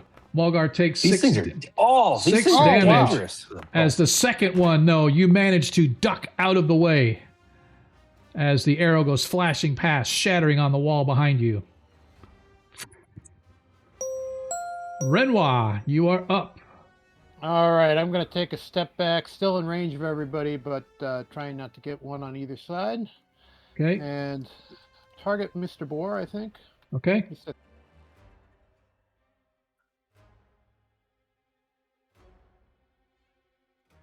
By backing up, I can't see anything else suddenly. I like it. Oh, because the door's closed. That's why. There we go. All right. The door closed on the boar. I was like, He's- what's going on here? The boar is blocking out the light. Oh, I That's see what what I was happened. like. So I bad, so closed we the door can't see again when inside I'm the room. Whenever I try to click on the board, I close the door. Here we go. Let's do this. All right, there we go. I got him. All right, so now I'm swinging at Mr. Boar here. I don't think he could hit him. Where'd you back him up? Oh, yeah. I think there's a definite possibility that I might possibly Definitely target him. with a Definitely, 20. Yeah. target him. I could definitely target him. Yeah, exactly. He should be targeted. There He we is go. targeted. Yep. And you miss. Oh, with None the of them. I think that should be a 20. So I'm going All to right. use a 20 to make that a 20. All right. All right. So Renoir uses his. All right. Go ahead and roll your damage and add 6 to it.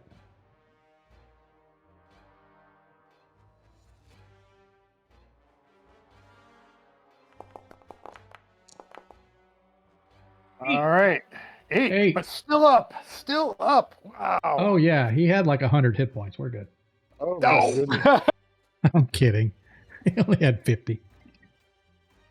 Oh, great. He's only 50. Modred, the wizard from the Amethyst Order, you are up. Take him down. I'm going to do my best. Oh, no fireball. Hey, y'all, like, when I seen that Joker come in the room the first time, I sure considered it. As your magic missile blasts out a sickly looking bit of energy, it blasts into it. You watch it ricochet off the thick, scaly hide of this thing, or this thick, padded hide of this thing, not scaly. As it sort of ricochets, you see it as it singes some of the hair on its humpy back, sort of giving off that smell of burnt hair and ozone in the room. Not the harness, shinny chin chin. Sorry. There was actually one skeleton left here as it comes out from behind. Oh, I thought he ran that one over. No, he did, but he didn't. He was hiding. Nope, but he didn't. He was get hiding. it, as it comes out, swinging at the now visible priest of Tritherion, but he misses. With a 19. Woohoo! Yeah. Yeah, does the Mulgar- boar look hurt? It's got scars and battle wounds on it, but it still is not appearing to slow down. All right, I'm going to charge this boar and take him down once and for all. All right, you get a +2 on your attack roll, but it gets a +2 on its attack against you on its turn. You mean I'm going to kill him, so it isn't going to matter? Oh, That's right. That's right. Oh, okay. How's he gonna turn around anyway? All Yeah, right. yeah.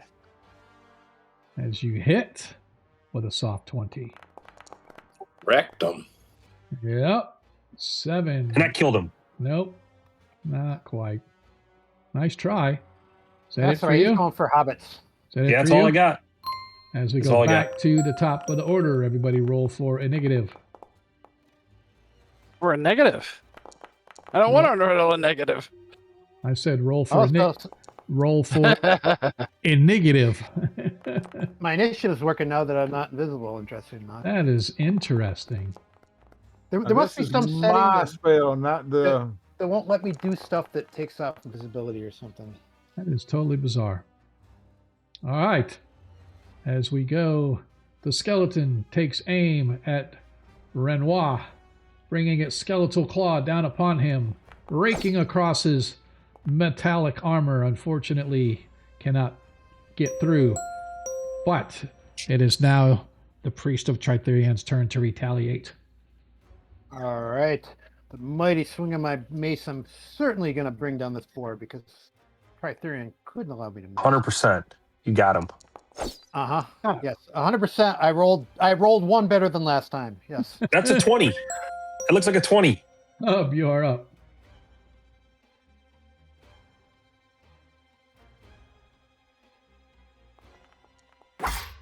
There you go, Hub. Hub, Get him. bringing up the slack.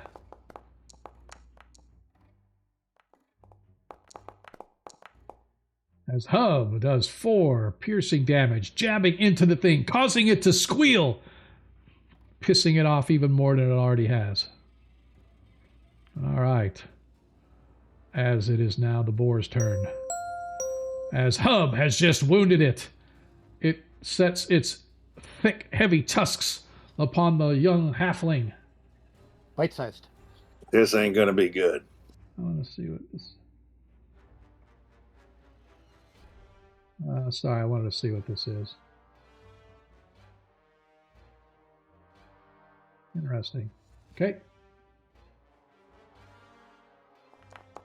As the boar's tusks slam into Hub, as he taps 13 hit points of damage as it slams into Hub.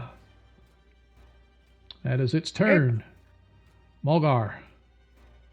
I'm just wondering, why do I roll initiative? Why don't you just put me in for an 8 every time? Nice, as Mulgar hits. And that's probably going to do a bit of damage. Unless you roll a 1. Big number, big number. Oh, that'll work. Nice. He's dead. Gotta kill him. That's gotta kill him. Nope. Nah. Really? He's still- what do you want me to do, man? Told you. This thing's taking like Oh. 80 points of damage. Mordred.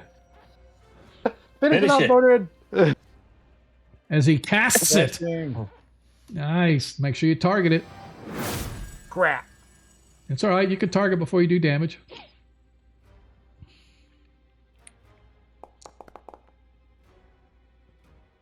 Boom! As it slams into it, just as you are ripping your blade out of the mortal wound you dealt to it, Mulgar, Modred follows it up with a pair of magic missiles that blast into the thing, taking it out, dropping it to the ground.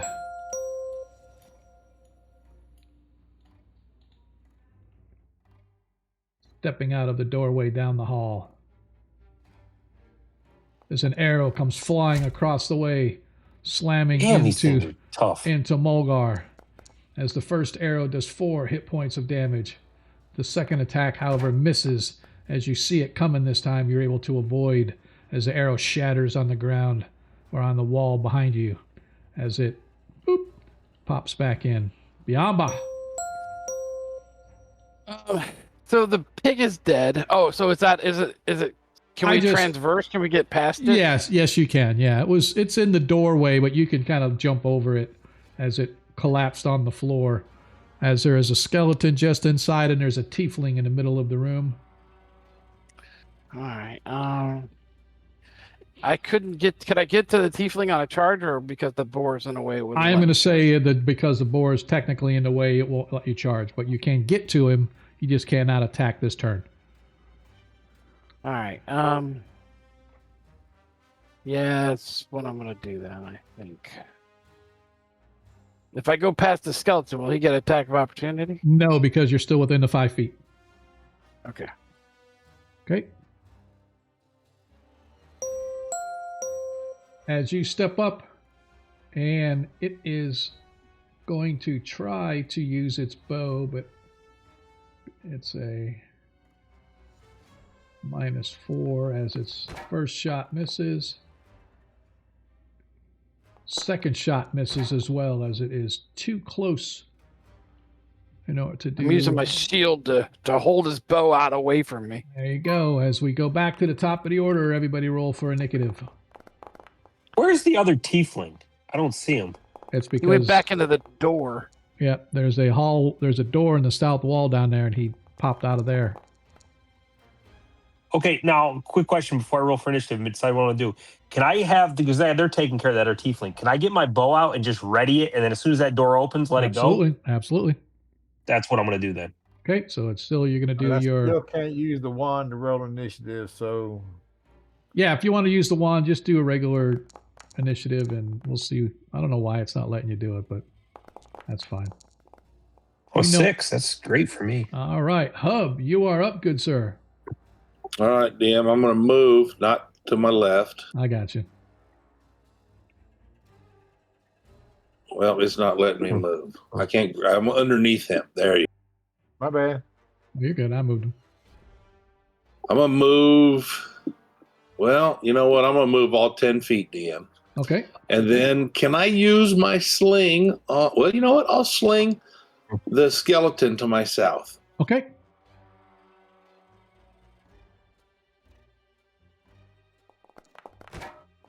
As that ricochets off its hard skeletal armor that it's wearing and does no damage. Hey, it's not reducing my sling bolts.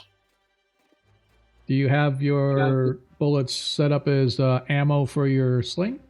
I thought so. I'll mess with it while you're doing other people, DM. No worries. I don't ever stress too much about reducing arrows and sling bullets and stuff, although it is nice.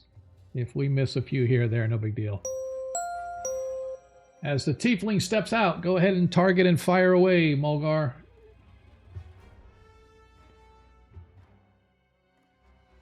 Take that, piggy pie. I said, take that, piggy pie. Never mind. As your second attack Nothing to see here. as well. Yeah.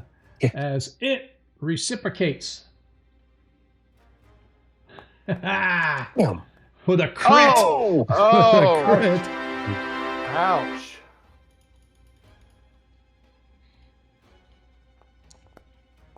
You take That's not 9 nice. hit points of damage from the first shot. And the second shot misses. As he pops back in. Biamba, you're up. All right, I'm going to target the tiefling and try to give him a whack. Knick-knack or paddywhack? Paddywhack, hopefully. Oh, so you're doing some dual damage. Okay. Man, I cannot hit for nothing tonight. I don't know what to tell you, dude. Let's see. I've noticed you can't hit with the sword. You only hit with the bow. Hang on a second. I want I to can make shoot him. I want to make sure that I didn't miss something. I've got Biamba, Hub, Modred, and Mulgar. You still have your nat 20s? Who used their nat 20? I forget. I used mine. Okay. I've used mine. All right. I knew I Renoir didn't did. use mine. Yeah, so Hub, Modred, and Mulgar, you all still have nat 20s on hand, just so you are aware. All right. Mulgar, speaking of, that is your turn is already gone because you did that. Yep. Renoir. All right, I'm going to take this tiefling and smuck him. I like to see you do that. Are you saying I'm going to roll low? I think. With the average tonight? Well, Oh, Look at there. Ask and you shall receive, my friends. Do you need the support of a deity to help you defeat the creature in the dungeon? You must then follow the footsteps of our very own Renoir, priest of Tritherion, as he battles the demons for superiority here in the dungeon of Hextor. Modred, you're up.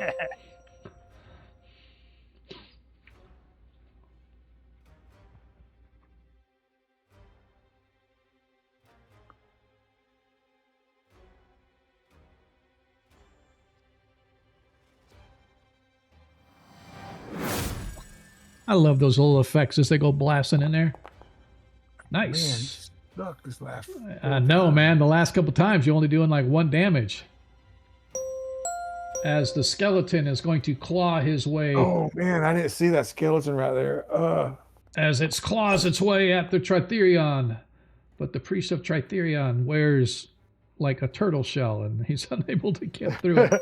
he needs like a 20 to hit me, so he can just keep swinging at me. That's good. As the tiefling, dropping his bow, swings his axe at Biamba, but misses. As we are back to the top of the order, my friends. Swing I got away. the ammo fixed. What'd you that, sir? The ammo is now fixed. Oh, okay. Nice. As we have the order set, waiting on Mulgar and Modred. Oh, sorry. You're fine. I just wasn't sure if you had...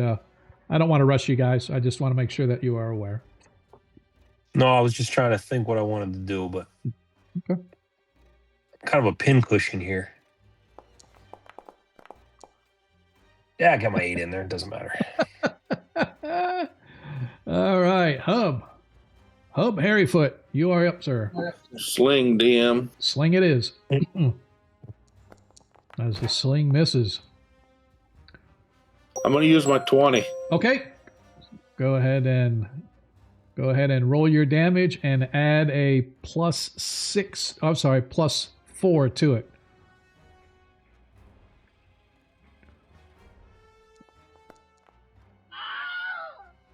Just enough to take down the last skeleton. If you would be so kind as to deselect him so I can remove him from combat. Thank you very much, sir. That was my hope. Yes, sir. And it reduced 1 bullet. So there we go. We're good. Excellent. Excellent. As the tiefling steps out once again. Arrow. This guy can't miss. Well, he can. He's missed a couple times. Damn, what's these guys' hit dice? These guys are vicious. 3 + 3. It's basically Damn. technically like a 6th level character when you convert them over to Yeah. character levels. Damn. As the second arrow misses. All right. That's what makes it fun, though, man. You guys almost die every time. As this tiefling takes aim at Biamba with his axe of battling, missing poorly. Ooh. At least these guys are missing. Renoir, priest of Tritherion. You feel the energy from your deity flowing through you. Surely he would not allow you to miss twice or 3 times in a row. It's smiting time. Nicely I am on fire done. tonight. Look at this, man. You've had like 3 hits this game. What is going on in the world of Tritherion? No say. There you go. There you go. There we go. We make The world it. is right. Hey, Wah, wah, nickel wah. and diamond into death. The world has corrected itself. All right. I like it. Yeah, there you go. Nickel and diamond death. Modred, speaking of, you're up, kind sir.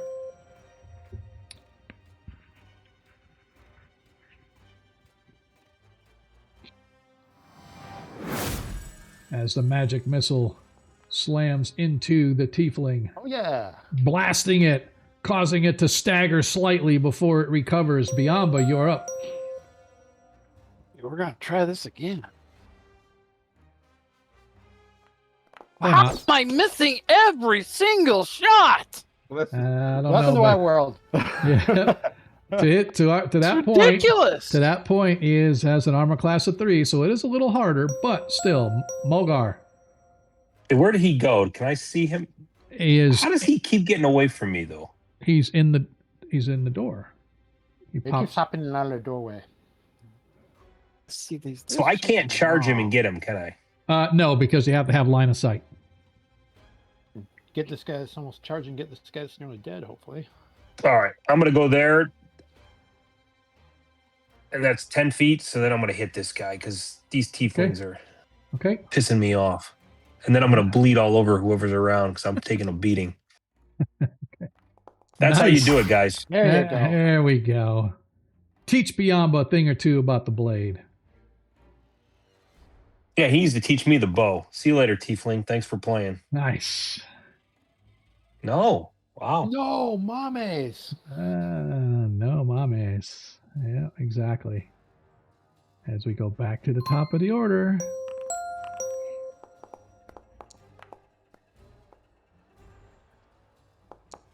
Oh, I'm at 9 hit points. Oh shit.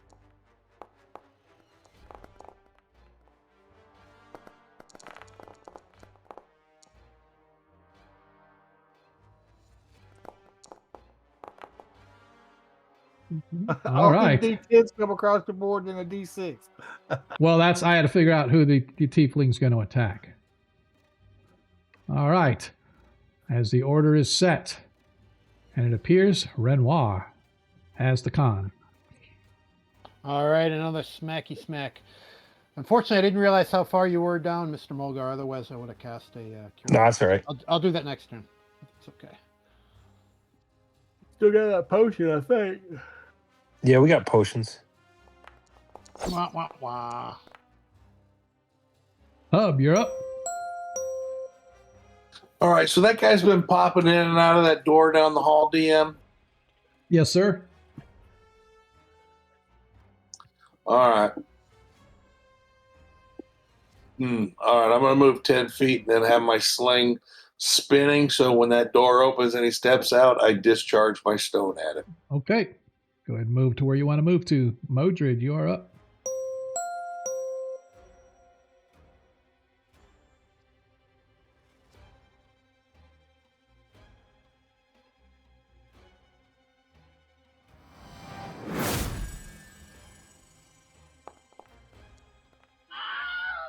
As the final magic missile slams finally. into the tiefling.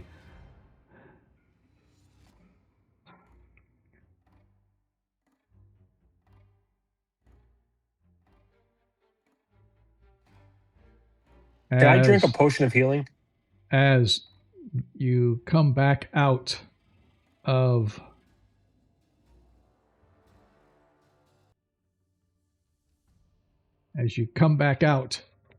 from combat.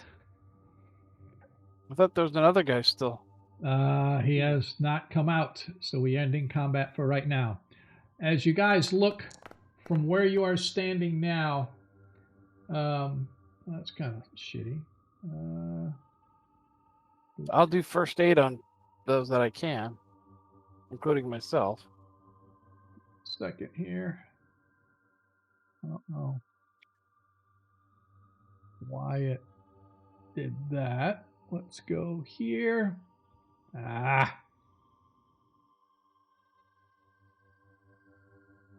you doing, Mulgar?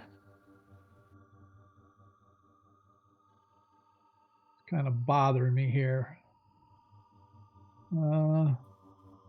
Trying to look for.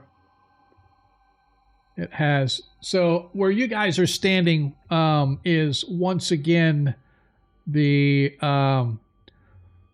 walls of this chamber are lined with dozens of suits of armor, from cracked leather jerkins to suits of rusted plate, and within each stands a bleached skeleton, human, dwarf, or orc alike, Their white bones show starkly against dark blood-stained steel, and the figures have been arranged with grim precision, as if waiting a signal to march to war. A mace hangs from each belt. From the armor dangle small bells of various shapes and sizes, and that is what you guys just fought as. Most of them animated and came to life, and you guys have recently ended that combat.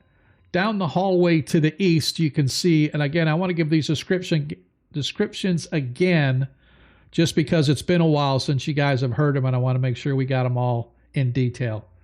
While Mogar drinks his potion, Biamba renders first aid over the next few minutes. Everybody gets 1 hit point back. I think it is, right? Biamba? Yes. Everybody gets a hit point back for the healing that Biamba has done. But I want to give a description of the east-west hallway as we described again. The east-west corridor narrows the world into a place of hard choices and harder truths. Its walls are close, the stone smoothed by time, but carved here and there with cruel, deliberate etchings, trophies of devotion to Hextor's ruthless creed. The light is uneven, cast by a single stone spike jutting from the north wall, its tip crowned with an unwavering magical flame. That cold, steady fire throws sharp, unforgiving shadows down the length of the hall, illuminating 3 paths forward, each one promising something worse than the last. To the north, on the north wall, stands a set of large double doors that feel less like an entrance and more like a warning. Thick, reinforced wood, bound in iron, they are held shut not by craftsmanship alone, but by force.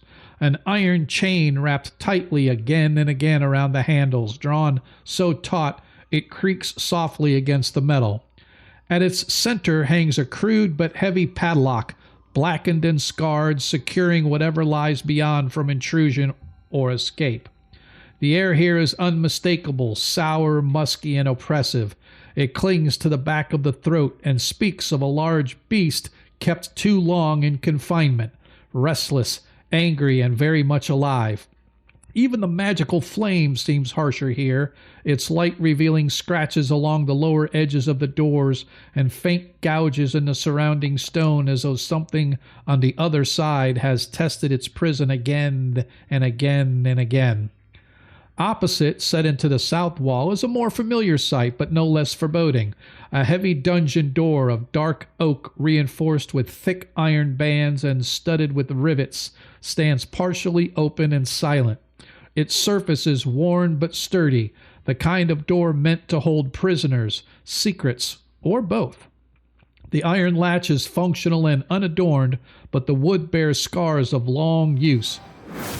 Scratches, dents, and the faint discoloration of age and damp. A thin seam of darkness shows at its edges, and beyond it, the narrow passage leads further into the depths of this prison. It is not dramatic or grand, but it carries a quiet certainty of somewhere meant to be hidden and perhaps long forgotten. And then, at the eastern end of the hall, stands the true threshold, the massive double doors of the Temple of Hextor. They dominate the corridor utterly, towering slabs of dark, age-blackened bronze, banded with iron, their surfaces alive with scenes of conquest and subjugation hammered into the metal. Armies are broken beneath armored feet.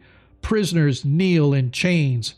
And above it all looms a 6-armed warlord, each hand gripping a different weapon, each blade and haft rendered with chilling precision. Overhead hangs a crimson banner, its fabric thick and oppressive, bearing the black, gauntleted hand of clutching 6 barbed arrows, the dread symbol of Hextor himself. From the narrow seam between the doors leaks a faint flickering light, accompanied by the dry scent of sand and a hollow suggestion of a vast space beyond. The iron ring handles, shaped like clenched fists, are worn smooth by use, and the lower portions of the doors are scarred with deep, deliberate gouges, as though weapons have been dragged across them in ritual or anticipation. Standing here, with the ominous door to the north, the shadowed passage to the south, and the War God's arena to the east, the message is unmistakable. Every path leads deeper into danger, but only one invites you to step willingly into the crucible. Everybody healed? All right, I should have gotten you, Modred, and also you, Mulgar, should have each gotten one. I'm gonna drink one Yeah, more I got one potion. and I drank 2 potions, so I'm good. Thank you. I'm That was down 4 8. down. I think hopefully that'll be good enough. All right, Hub, go ahead and drink your potion. I'm gonna drink another one as well. Does anybody else need any more spells? Healing spells? I need 8 hit points if you can provide it. Is that where the pig came from? That's that door that was locked that we was afraid to open last time. That is correct. That was the one that was padlocked. All right. So we could probably, well, DM, while we're doing all that, I'd like to check at least the tieflings and the clerics to see if they have any keys or anything on them in addition to, any other good stuff. All right. Well, we will do that when we come back. Awesome. Thanks. You're welcome, As sir. we are going to take a quick 15-minute break, if that's okay with you guys, so we can go refresh, walk the dogs, potty break, whatever it is we old people do in between turns of this game. But appreciate you guys hanging out with us. We'll be back in a few. Get more alcohol. I think that's what we do.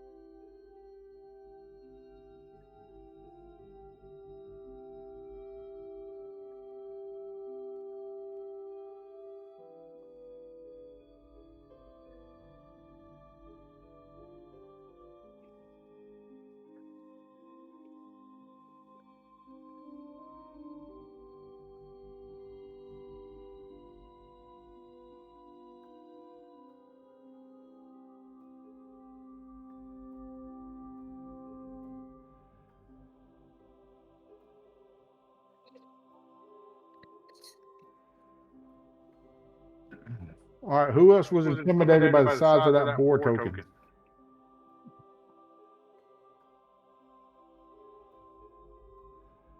Just me? Okay.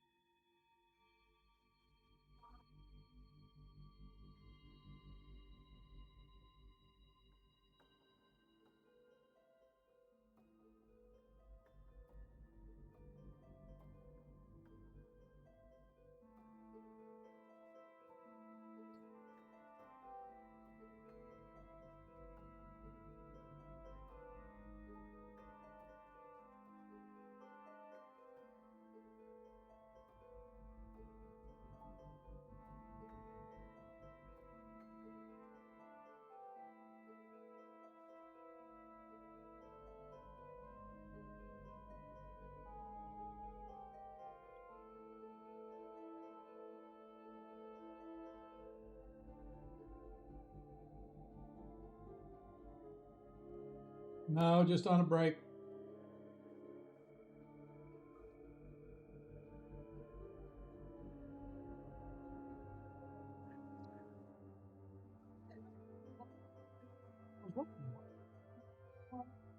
The bag.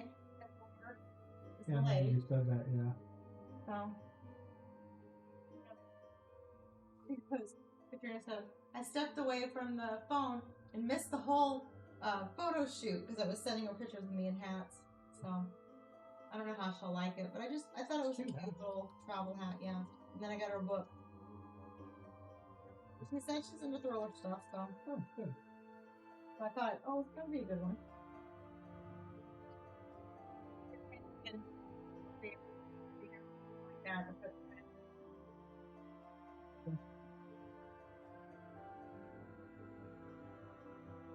Okay.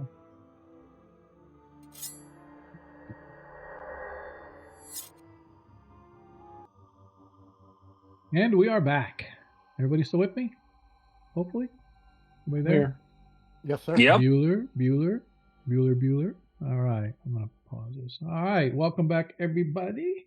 Appreciate you guys hanging with us out over the break as our party is finished healing themselves, I hope. Yep.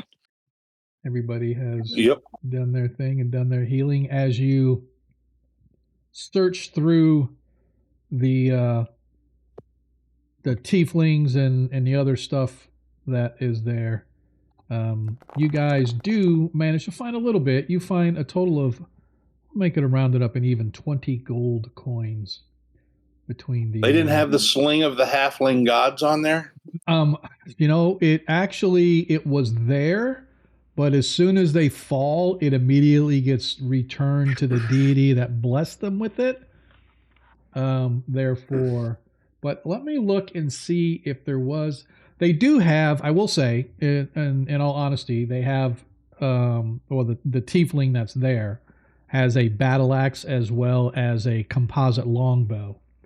That is what he was using to pelt our resident pincushion elf with. Yes, he was. Yep. And he has 13, I'm sorry, it was 6 rounds times 2, actually 5 rounds, and then, 4 rounds, then the last round was 2 axes. So 4 times 2, there's 8 arrows, so he has 12 arrows remaining as well. If you guys, anybody wanted to claim that, I can drop it on whoever's character sheet, or you can just leave it as it is as you guys find yourselves once again trying to heal yourself and do whatever it is you're How trying much to gold do. did you say there was? 20. 20 gold. 20 gold, I'd like 12 to go- arrows, a battle axe. The cultists actually they only have clubs.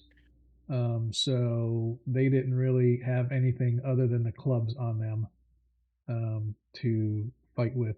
So, yeah, they didn't have anything. Unless you want to take their clubs.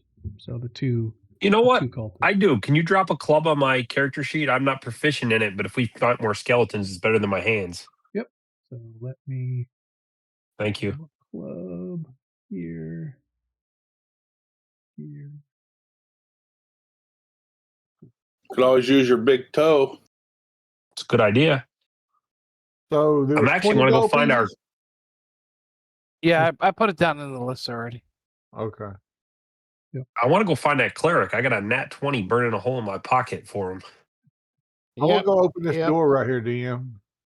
All right. As you go, the double doors themselves are open.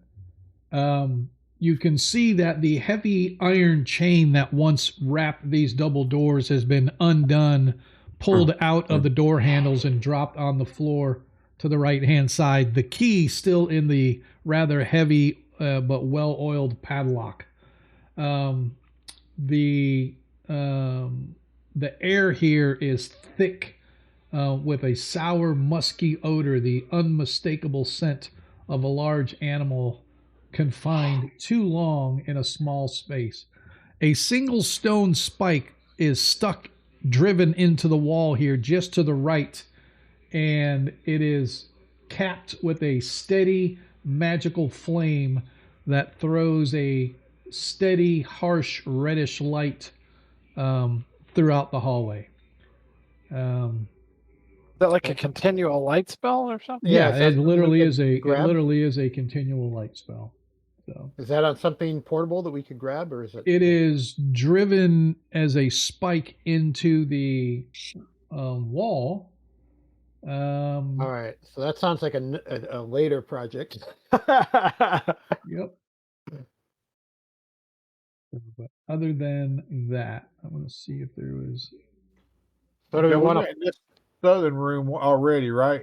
Let's go Yeah, down but this hall. that's See what- for the- I imagine this is pinned, but I don't mean to bite into you guys talking. I'm sorry. Go ahead. which room had the tiefling in it? Was it the southern room that the The southern door opens, and you guys recall it opens into a hallway. Which one was the tiefling shooting arrows out of? The northern one. Or the southern? The southern door. Okay, that's what I thought. All right, thank you. So we're gonna go Have we south, or tried we're gonna the go east door north? yet? Have we touched- That was into the arena that I think Hub had fallen into the arena last time. Yep. I did go there. There was some. It was, or was that the? I think that was to the north, wasn't it? Where I fought that like monkey and So I Fled. think you open that door and it's a hallway, and there's a hallway that goes left and one straight ahead. And if you go up the stairs to the left, it takes you to the arena. right. So yes, you guys went through the south door, down the hallway, turned east, and then Hub, like you said, found those stairs going back north, and then ended up going into the arena, or into a large arena of some sort. And that's the These southern eastern door. doors. No, I think. Well, we went through the southern door, but it based on where Imagine- that arena yeah. was, it's got to be behind where that. Yeah, Okay. so imagine a hallway going south, then going east, and then going back north, probably is the arena on the other side of the large double doors you guys are standing at right now. yeah. I I'm want up to for the look arena. at that guy's this room up here. You just opened the door in. Okay. As the doors creak inward, they reveal a foul cave-like chamber. Filthy hay litters the floor, mixed heavily with dung and trampled into the stone. The obvious resting place or whatever of a large boar-like creature. Other than that, the room itself appears to be emptied. I'll search for the hay there. Okay. on the Go floor. ahead and give me a search check.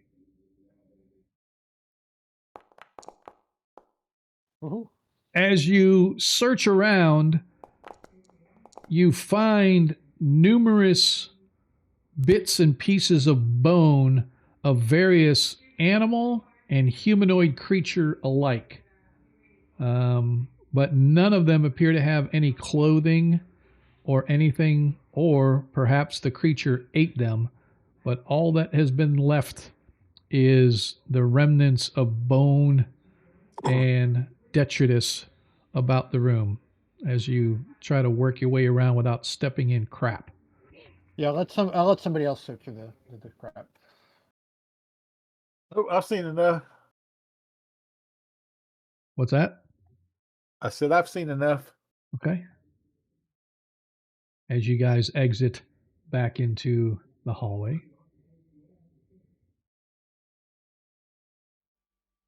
Y'all, let's not go through those doors into the arena. Let's go back down south and clear the bottom half before we Yeah. go into that And arena. What happened to the skeletons and the one zombie?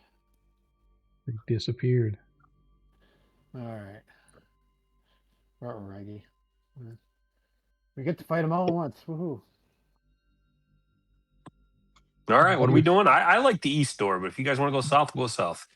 I think the east door leads into the arena. In the arena, there was like a raised like balcony above it, which is where the hub came from. And so it seems like that. And could let's be not forget, there's a big old gorilla in there that was Yeah. electric or something, and there's Yeah. probably going to be a lot more stuff in there. I think we should- Electric gorilla, I got to see that. Come on. Oh, yeah, like that dude off of Super Street Fighter, the Brazilian. Huh?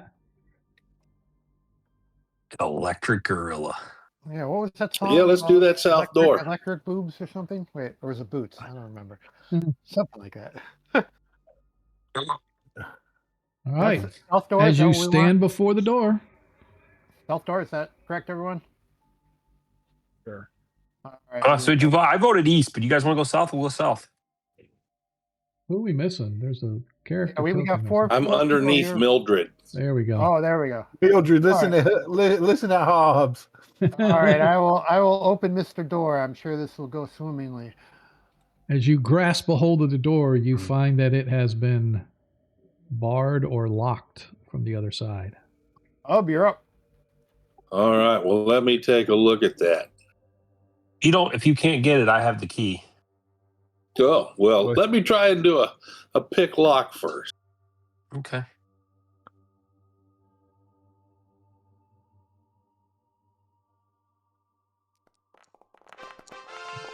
As Hub realizes it's not a padlock, but he manages to slide his dagger through just enough to grab the bar latch on the other side and lift it, and you hear a clattering noise as the metal bar on the other side blocking it no longer is holding the door closed, allowing you access to open the door if you so desire.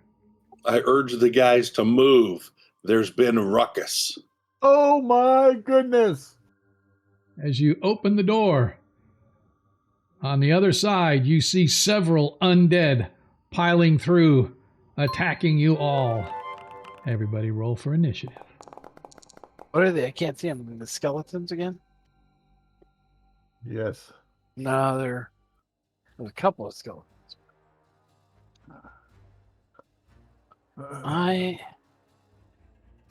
They're skeletons? Yep.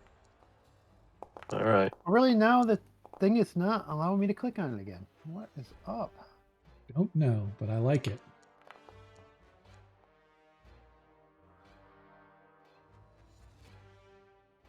All right. Seriously, why do I roll? Yeah, I'm having a It's an problem. 8 every time. I'm refreshing my screen just to see if that fixes it.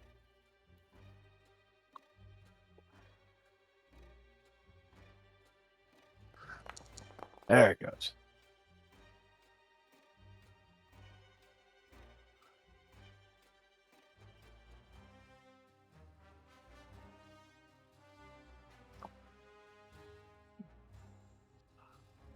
Boy. That's not what I wanted. Try this again. All right, I'm just using the normal roll because my turn undead roll is not doing anything. That was kind of weird. DM's over here opening doors on the right. No, I'm Yeah, just no, I trying like to fix that. the walls because the walls are all kind of wonky. I'm trying to get it Roll. like, Your sugar walls. yeah, my sugar walls. There we go. That's better. Okay. Because it's supposed to have been double doors, not single doors. I don't know why it only showed a single door, but I fixed it. All right. As everybody rolled for a nit, let's see who's up as the first skeleton comes charging out. How did Modred end up in front? I opened don't the know. door, so I thought As the I'd put skeleton myself comes there. charging through, sweeping down at our hapless magic user. But fortunately, Modred is a little more nimble than those would give him credit for. As the skeleton misses, Modred, you are up. Crap. I'd just move if I were you. You're going to get an attack of opportunity, but I can move 10 feet and still attack with my wand, correct? That is correct, but if you move out of their way, they get attacks of opportunity on you. So both of them going to get an attack They of will. opportunity on me? They will, because they were within 5 feet of you on either side. So, yes. Clearly my wife's fault. I don't think they're going to hit you. I think you could still move and get away with it. Yeah, we'll see.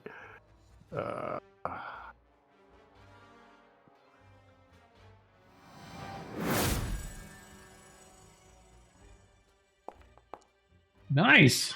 Nice. As one missile blasts into it, taking it.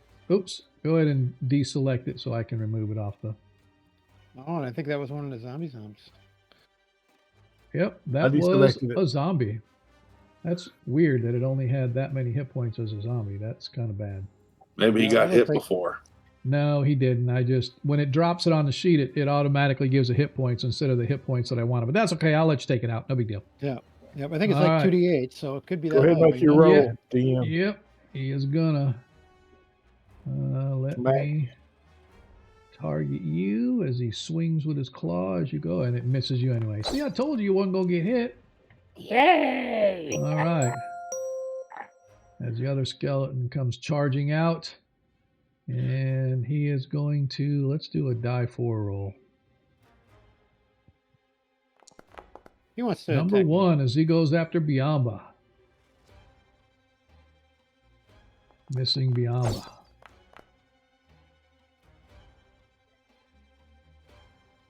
Hey, Biamba, you're up.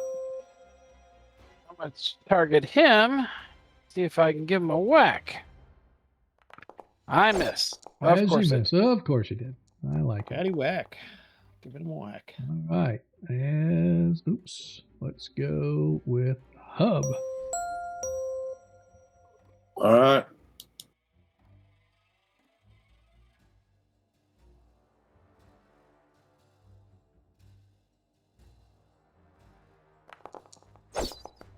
Nice.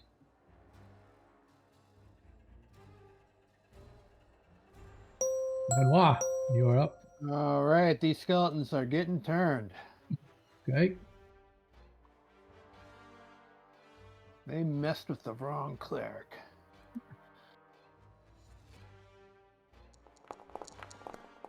Now he turns Nice. tank. Nice. As you go to turn, as you're chanting away and the power of Tritherion rolls through you, washing over the skeletons, you watch as their bones rattle and they begin to turn, and then they turn back at you, almost like they're smiling, their teeth chattering and gnawing as they completely ignore your command for them to run away. Mulgar, you are up. Brenda. Well, let's see if they ignore my club. Nice. Citadel of Apparently Hextor not. is mighty here. Let's see. Come on, big number, big number, big number, big number. Nice. Not bad. Make sure you deselect said skeleton and Done. we can remove him. All right. Nicely done. See, clubs work. Yeah, if you got +4 strength to use them. As the door opens behind you Oh, not him again. and you see a tiefling with his bow They all look alike. hitting as the No. tiefling hits Mulgar. Mulgar suffers 4 hit points of damage as the second arrow comes flying in and misses Those As he- tieflings hate Mulgar. as he misses badly There's his bow. as he closes the That's door. the door. As he So pulls how it does he close. open a door, fire, and close a door? This guy's good. Because Learn he's that. not moving anywhere. It's like his movement is like the door part. And it's really just open to crack and then he pulls it back closed. So it's not like it's open like wide. He's slinging his big old door open. Yeah, I need initiative. I'm gonna smash through that door. I don't like this guy. Charging through, you see a zombie as he brings his massive teeth down upon the bleeding and irritated elf, but the zombie's bite does not sink in. Back to the top of the order.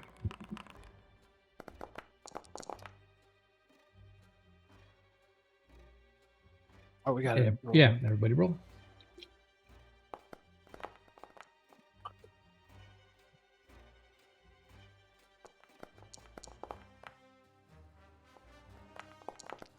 My 9 this Wow. time. That works.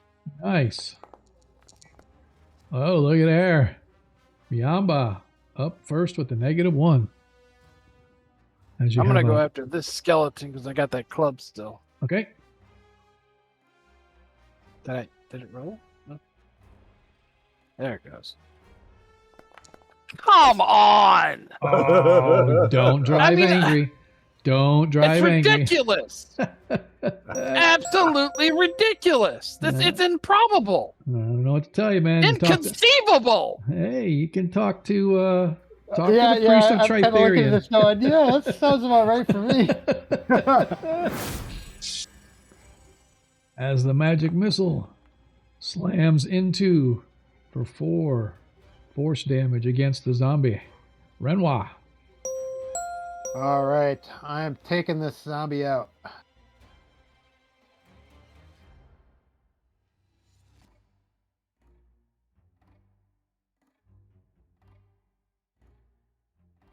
Is that my targeting still? That's next turn. I'm taking the zombie out. Hub, Yes, you're that's up. the same.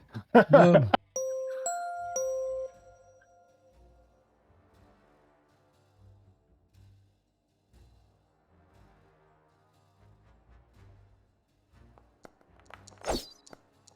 Hub. Toenail attack misses as well. That was 2 people throwing 3s in a row.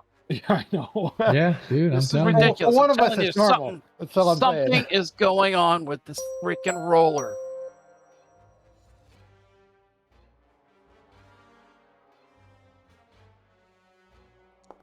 The arrow comes flying out with a crit.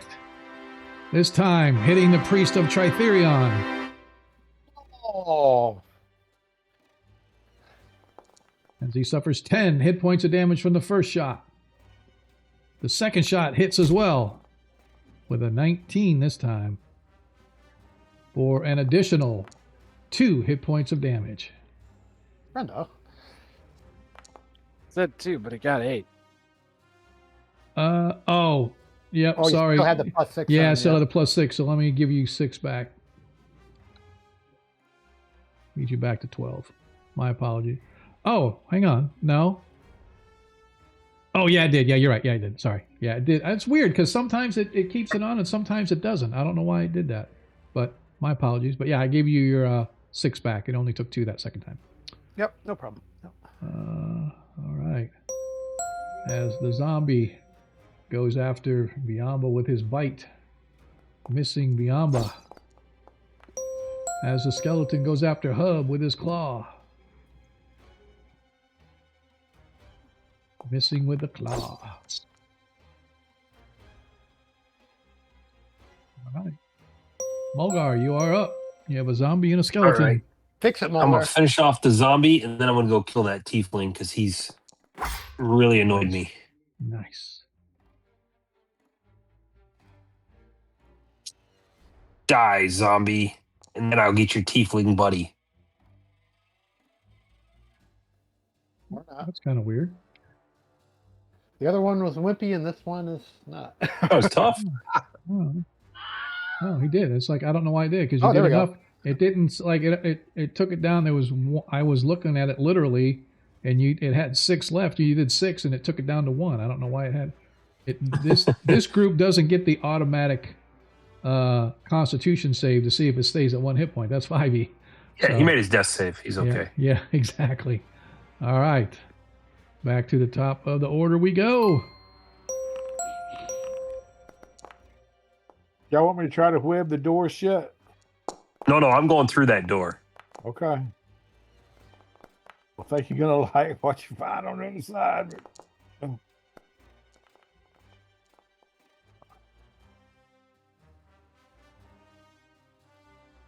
Seriously, why do I roll? Just put me down for a 9 or an 8 every time. Seriously, you got it again? I was waiting on you, Modi. Yeah, Sorry. Oh, you're fine, sir. it's funny. All right, Hub, you're up with the skeleton before you, sir.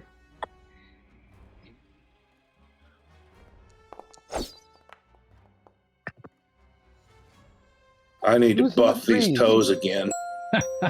Modred.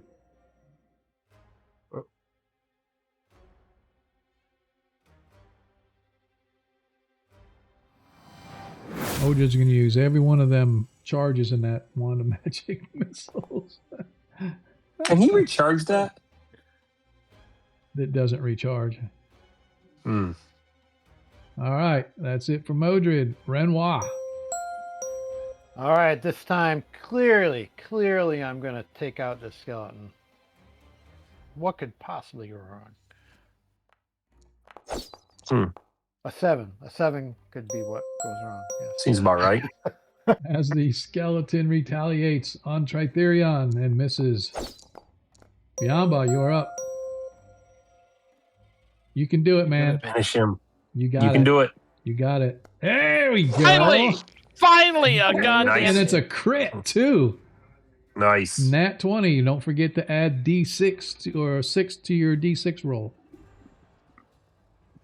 So add 6. I'm thinking the skeleton's down. There we go. Otherwise, it's just the toughest skeleton ever. Yeah. Nice. As you manage to crush the bones beneath your club. As you guys look around, as of right now, you don't see any other creatures. It looks like perhaps the latest wave of creatures to assault you in this God's forsaken place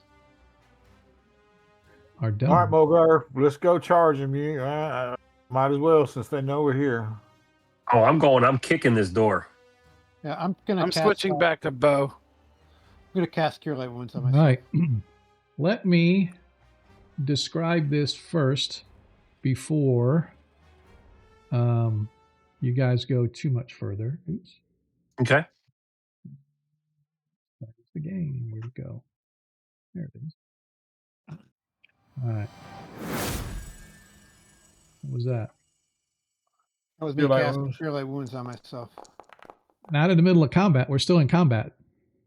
I thought we were out of combat. No, we're not out of combat. Not if you guys are going charging in here. There's like a whole other thing of combat going on.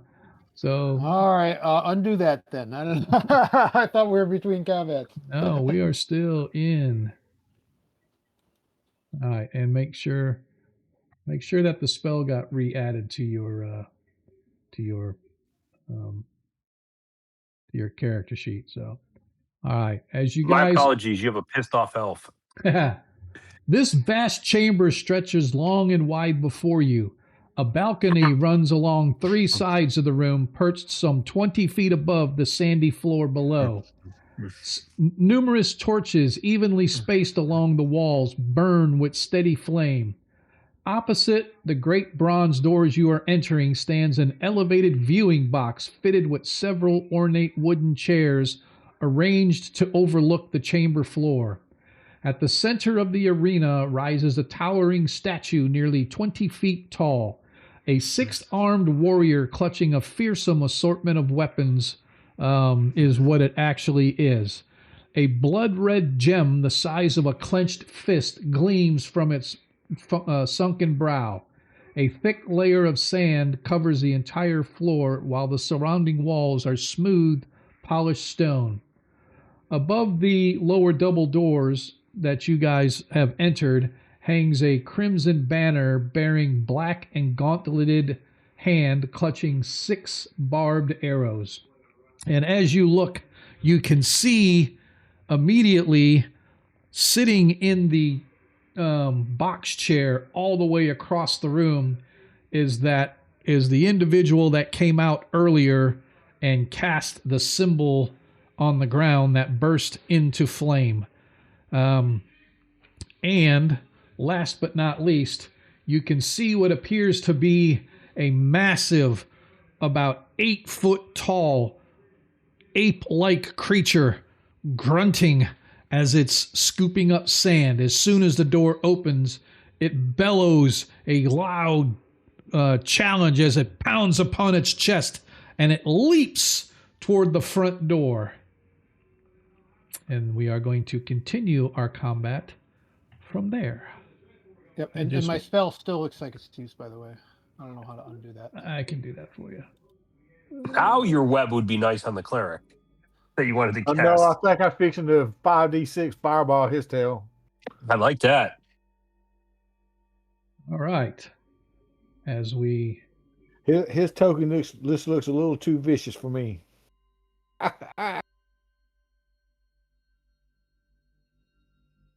Everybody roll for initiative.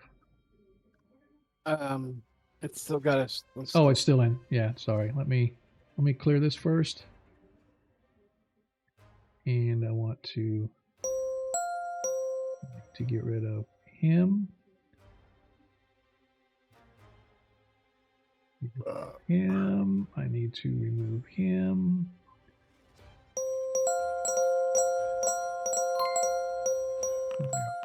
Oops. Yep, we're back to the top of the order, so everybody can roll. Whose dumb idea was to come in this room? There's a lot of people. I told you, man. I was planning on healing up, but sure.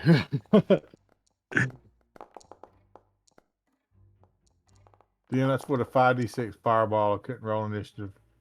There you go. We need a fireball. There you Oh, I go. got a Don't 10 you have this wand time. or- Excellent. Wand or a necklace. or All something right. like that?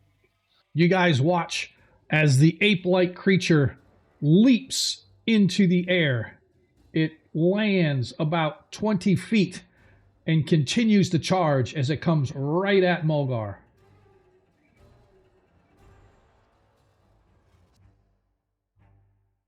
Well, let's see. As it gets 2 claws and a bite attack. Whoa, whoa, whoa. First claw misses. He did his movement. Second claw misses. Bite hits. Oh, The bite's always the worst, too. yeah, I know. Well, I don't know now. He gets You holding suffer both of them 5. claws. I'm sure that crushing 5 damage is hit gonna be points of worth it. piercing damage as it slams into you.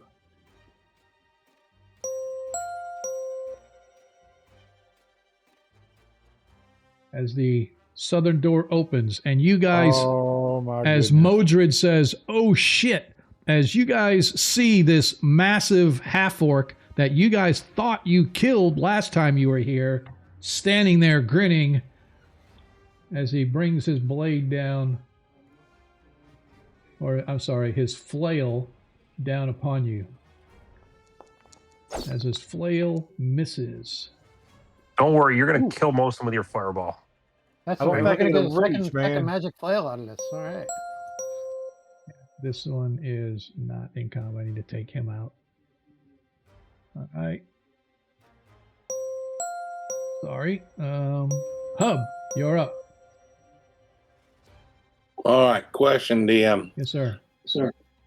Are these guys of such large size that I could use my sling in combat to hit them? So no, they're not that big. The gorilla creature is about 8 feet. But there's 2 people. So from there, yes, you definitely could. And there's also the guy in the door you could hit with a sling as well. Or you could hit him with your blade. Either one. As you hit. Nice. As you manage to carve into him rather well. Biamba, you are up. I'm sorry, I should have said Hub. You got anything else beside that? Nope, that's it, DM. Okay. I'm drinking a potion. Okay. I'm not sure how that does. Potion of giant strength. Is that what you had? No, super heroism. So what you need to do is whatever level you are, that's the so use full drink first, and then Okay. affect whatever level you are. So if you're level 1 to Well, it 3, made you the- do It made the thing go. Oh, there it is. Effect level. whatever I am level character. level 4. So, So then it you would do be- affect level 4 to 6 Okay. because Not 7 to it 9, does that would make. Yeah, it does. No, it does different things depending upon what level character you are. So Need to apply target, so I got to target myself, I guess. correct. Yeah. It's not letting me target myself. All right, I'll do it.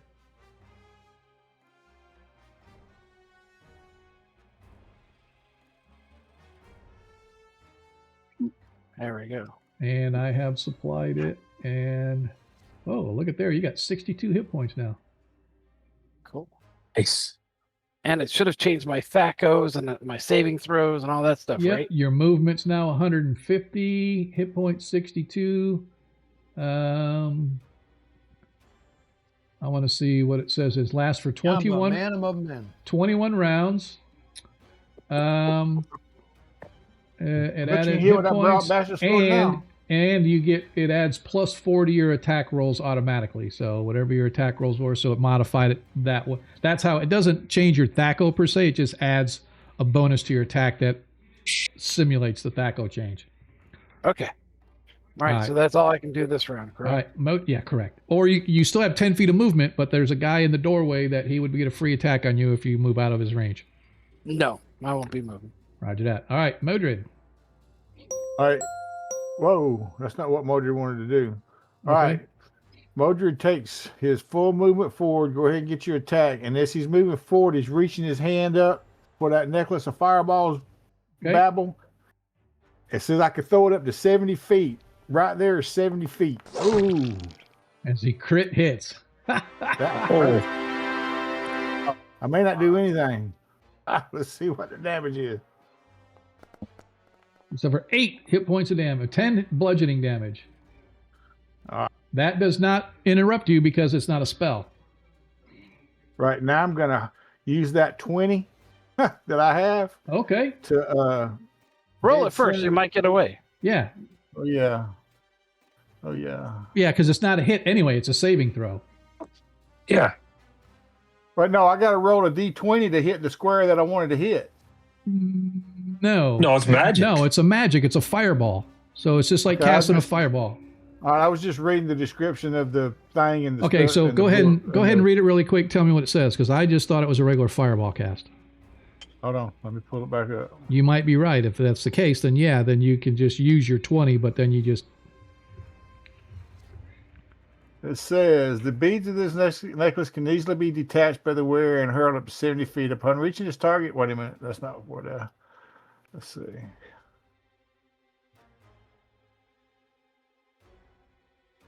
This target the beads below the fireball come up right your string necklaces. The wearer suffers damage. Let's see. All right.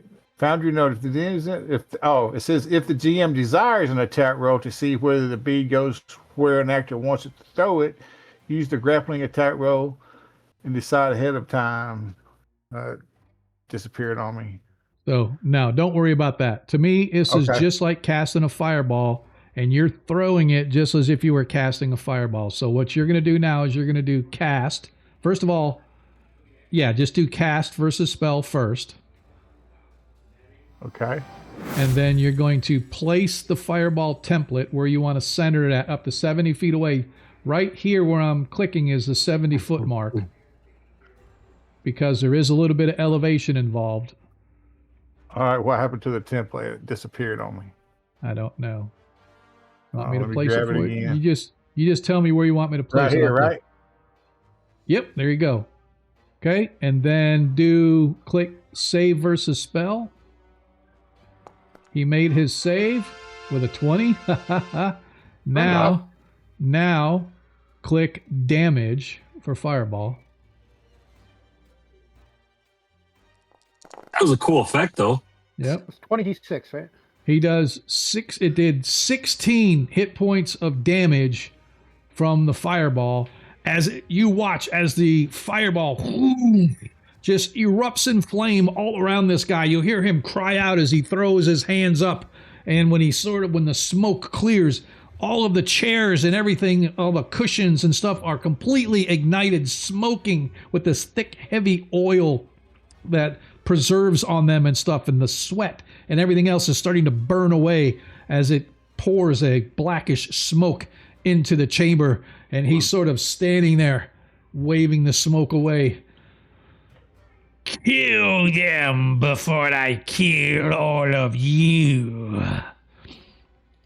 And he is still standing. Oh, He is still standing, as it is now his turn.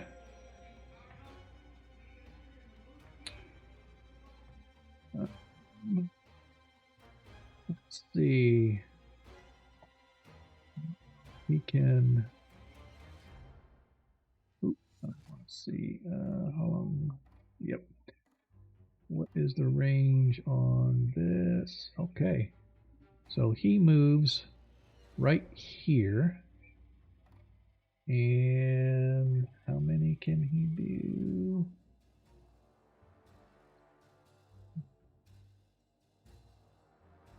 Do do 3, medium, or small. Okay.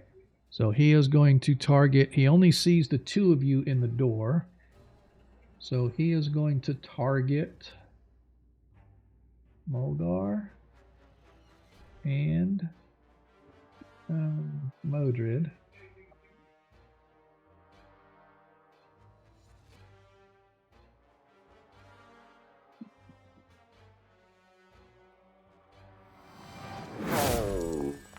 As he casts, and it shows that Modred failed, but Mulgar succeeded. But I don't like the system rolling for you. So Modred, give me a saving throw versus paralyzation, please. Oh. Can we see what he did? Was it a wand or something? He's casting a spell. Can he cast if he got hit by a fireball? Yeah. I was thinking if they took damage that round, they can't cast. No, not Only if he necessarily. started casting before the spell took effect. Exactly. And so you both succeeded. Oh, as he succeeded on a 14, that's exactly what you needed. As you feel the effects of his spell begin to bind and wrap you guys, holding you tight, unable to move, but through sheer force of will, you manage to break free of whatever magical incantation he was casting upon you as you hear him cry out, Hextor will be... As suddenly you hear, do not worry, master, I shall take them for you. And Modred, your heart sinks again as you see a girl in plate armor move up along one edge, and you realize that this is the girl that you guys fought previously along with the half-orc. You thought you killed her too, but apparently she's back for more. I bet we cut their heads off this time. I was just thinking that apparently we need to start beheading stuff. Jeez.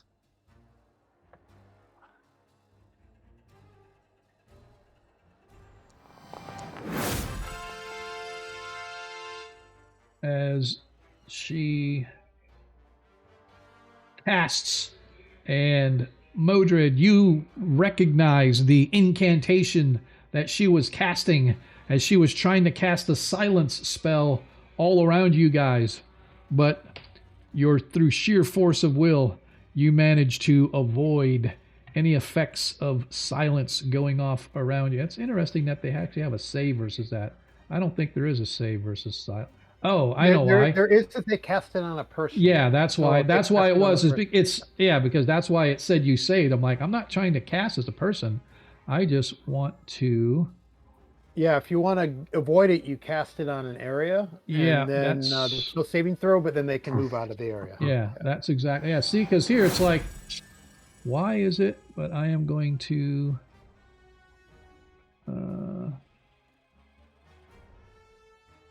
It's just okay. I'm gonna cast it right there where Modred is.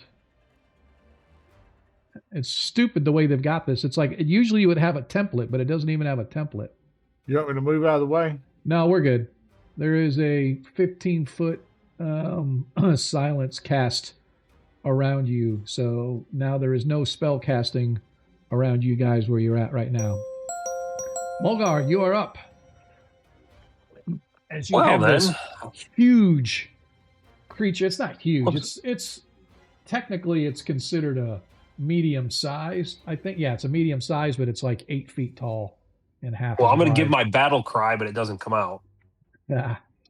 And then Modred knows something is wrong. Yep. I will be using my nat 20, I believe. Okay, go ahead with your nat 20, and let me double check.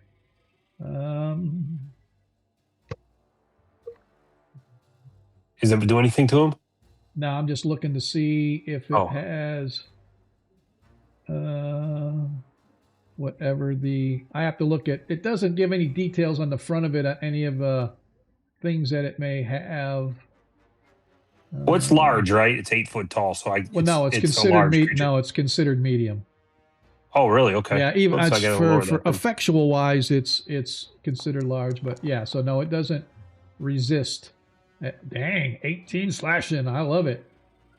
As you manage to clip it down to size a little bit. Just pissed it off is all I did. Yeah, that's kind of nice. All right, is that it for Mogar? That's all I got. All right. As moving over a couple of feet so he can get a better target on the magic user. As the tiefling lets go with his, as he hits Modred with Ouch. his. Modred's going to go down. The as gorilla's Modred- not giving us any cover. Huh? Not Modred. No. Oh, And he still would have hit anyway. He hit by enough to. And the second Miss. is another hit. Oh, Modred's down. Another He's hit. got 2 hit points. As he suffers 6 hit points of damage as Modred drops to the ground at -4. All right, medic, pull me out of the fight. Renoir. All right, I'm gonna move over 10 feet here to get out of the sandwich area Okay. and cast my spell, Okay. which would be bless. Modred's blessed and down, but you know, whatever.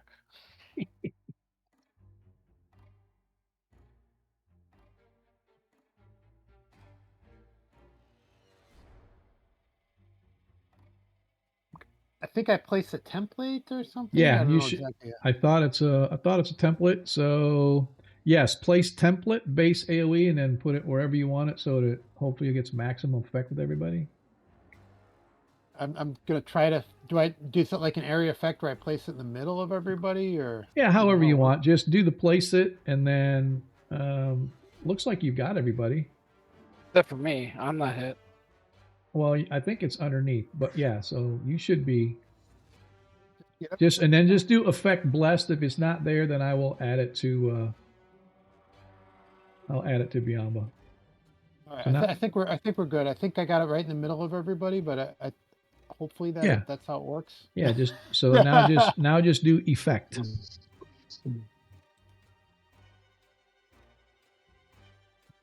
Okay, it did put it on me. Yep, it did. So you are blessed. All right, is that it for you? Yes, sir. All right, as we go back to the top of the order. Now I gotta roll. All right. Close that out. Here.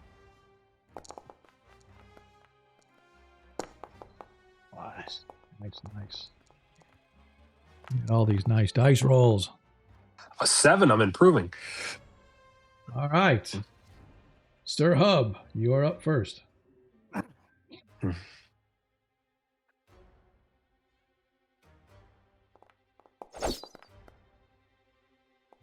Hub swings and a miss. All right. Biamba. Your badass self. I am targeting the guy on the door. Okay. Let's see if I can hit him. Now it's going to take all those modifiers and put them on there. I don't have to change anything myself. That is correct. Okay. Really, There you it's just essentially a +4 on your dice roll. Really? Really? Yeah, it actually had a +5. So you rolled a 12. You missed by 3.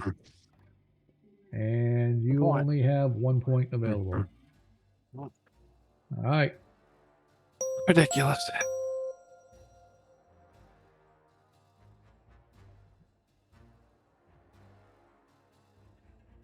Going to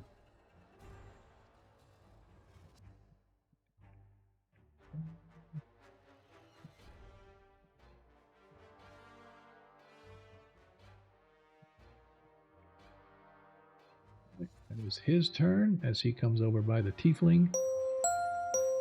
As the half-orc steps into the hallway, taking aim at Biamba. Actually, no, he's not. He is going to do this instead.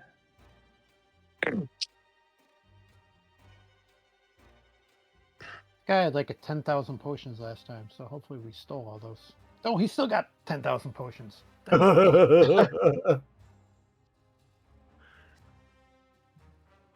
To heal. I don't know why it doesn't let me do the whole thing at once. It's making me like do Yamba's healing? Oh, is he healing you? Yeah. Yeah, he is. He's supposed to Thank be healing you. himself. Thank You you. can heal Thank you so me. much. I'll take some healing. Mojo will take some healing. Yeah, it's Here, all right. I am an honorable fighter. Heal up so I can kill you. I want to. Damn it. Ah! Pissing me off. I have to go in and manually do his hit points here. He was down before coming into combat? No, he's been hit. He got hit before Oh, did he? previously. It was really irritating. If It's not- anybody's listening to it's the not- stream, we could use some nat 20s. Please, I'll beg. Yeah, I'll beg too. Begging, please, all right. please. And it's like not letting me heal again, but I'm going to do this anyway. All right, so I did it to Biamba again. Damn it. You got me targeted. That's I why. know. It's like I Clearly it's targeted meant to be. myself, but all right. That is it for him. So I don't know why it's not letting me modify his hit points, but okay. All right. That's it for him. Let's get through this. Renoir. And he's actually right. Okay. He's actually up in the hallway now. He's clearly going to get smushed. Aha. Hextor beats Triferian any day. Swing at me, priest. Give it your best. You shall die here like the rest. Brenda. Come over to the side where Hextor appreciates a good combat. Come over to the side where the Modred. dice don't cheat and allow you to hit. Modred is now at -5.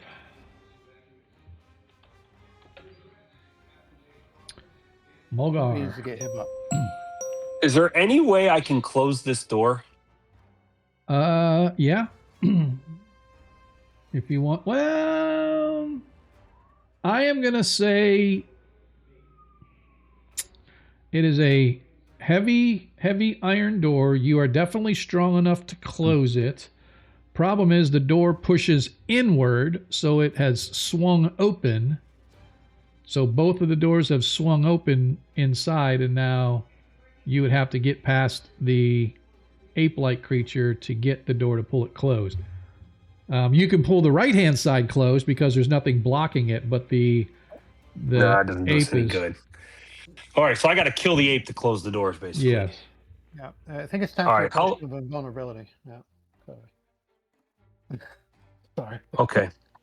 I need a 20 Don't, here. I need don't a you 20. have a nat 20 or did you use yours? No, I used it. Yeah. I used it last time. Yeah. So Hub and Mulgar are the only Hub and Modred are the only two to have left, right? And I missed. Yeah. Yeah, because he didn't Oh. oh, not only did you miss, you crit missed. I sure hope that you didn't accidentally swing down and stab poor Modred in the face. Maybe I accidentally hit the gorilla. And I missed, Ah, but I actually hit him. yes. As the tiefling takes aim, missing the first shot at the elf. Second shot hits. Is that cover? No cover? Do I got cover? I will take a -2 off. So yeah, so he missed because he hit exactly, but with a -2 he would have missed. Ergo, he missed. I'm hiding behind the gorilla. Yep. All right. As the girl, which does not provide you cover from the angle that she's at, misses you with her crossbow. She cries in frustration. Let's be friends. Come on, let's be friends. He gets his 3 attacks upon you. First is the claw. Claw misses. Second is the claw, and it misses. Third is the bite. All 3 attacks miss. Look at there. How can this thing miss so badly? Let me see how badly he Compared missed. to the rest of us. Let's see. Your armor class is 1, and do I? I don't have any points either. Nope. So one of the attacks would have hit, but I don't have any points to bump me up by 1 point. Ergo, he missed.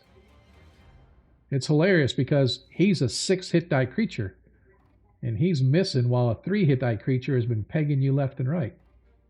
Oh yeah, That's annoying. As we go I back gotta to the kill top this of the thing and order. save Moldred. Oh, where's my? Come on, give me something better than a 9 or a 10.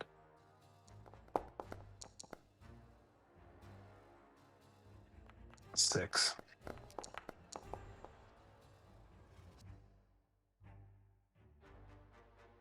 Save Moldred. Renoir, you are up first, sir. All right, I'm going to move forward and go to Modred and render aid. Okay.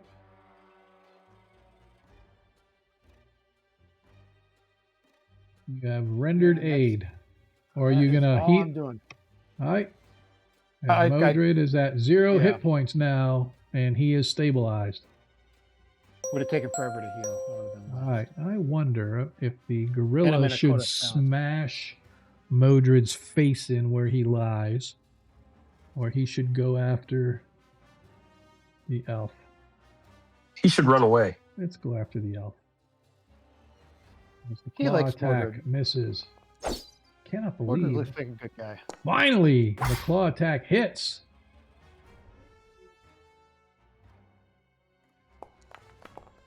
One hit point of damage as the bite attack misses. What did I get? Man, all I need is a 12, and I can't even get that. Hub, you're up, sir.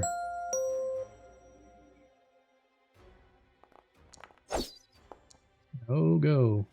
I Does will he get a dispense bonus my from behind? D20, DM. You're going to use your D20i. Go ahead and use that D20. Roll your damage and add +6 to it. Which way was he facing? He might be a backstab. Yeah. I am He's going to aware give that a he's backstab. there. Yes, I am going. No, it doesn't matter if he knows he's there. I am still going to I give thought it Hub the did. backstab because he was actually attacking Biamba. So go ahead and do your backstab damage as well. Hub, your backstab is ×2, right? Yes. So that would have been 16 points of damage then. Nice. He's dead. Holy Ooh. shit, again.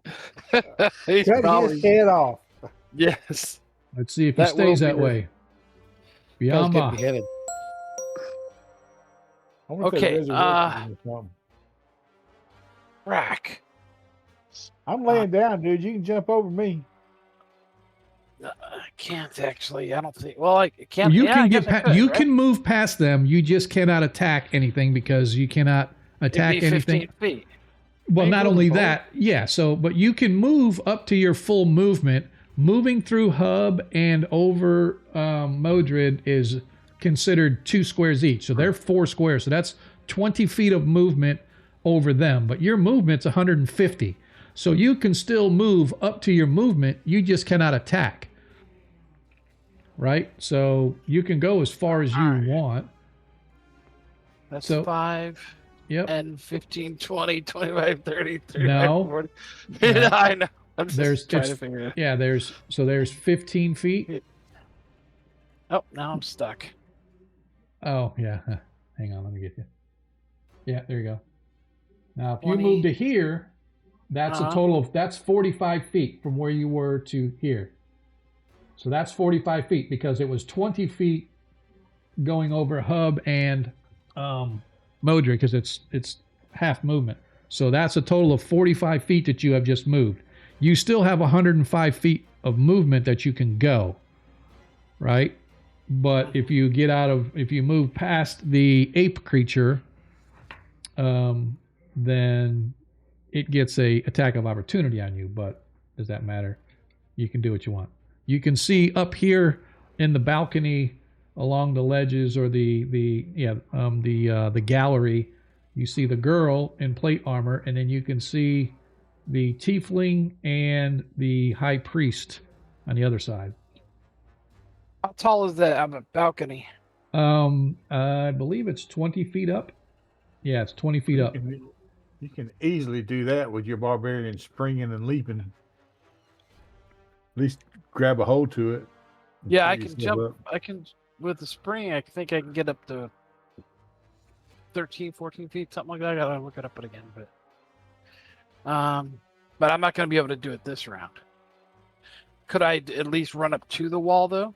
Yes. As I said, though, it gets an attack of opportunity as you go by. Yeah, I know. Okay. All right. So if that's what you're going to do, it's going to go. The gorilla takes a swing as you go by and hits you. Ooh, at least it Man. wasn't a crit. As it manages to rake its claws past you as you go by, you suffer 4 hit points of damage from the ape creature. And that is it for you. Mulgar, you are up. Well, since this thing does not want to be friends with me, I'm going to kill it with my sword. Okay. Nice. Look at you. Ooh. I thought we were friends, but nope.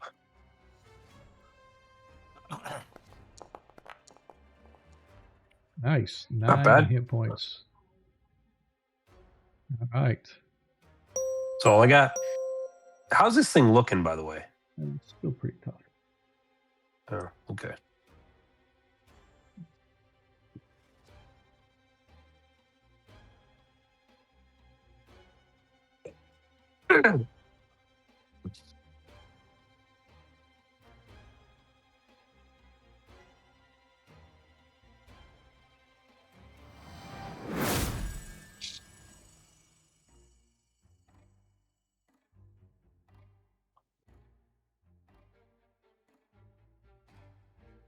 Hate this.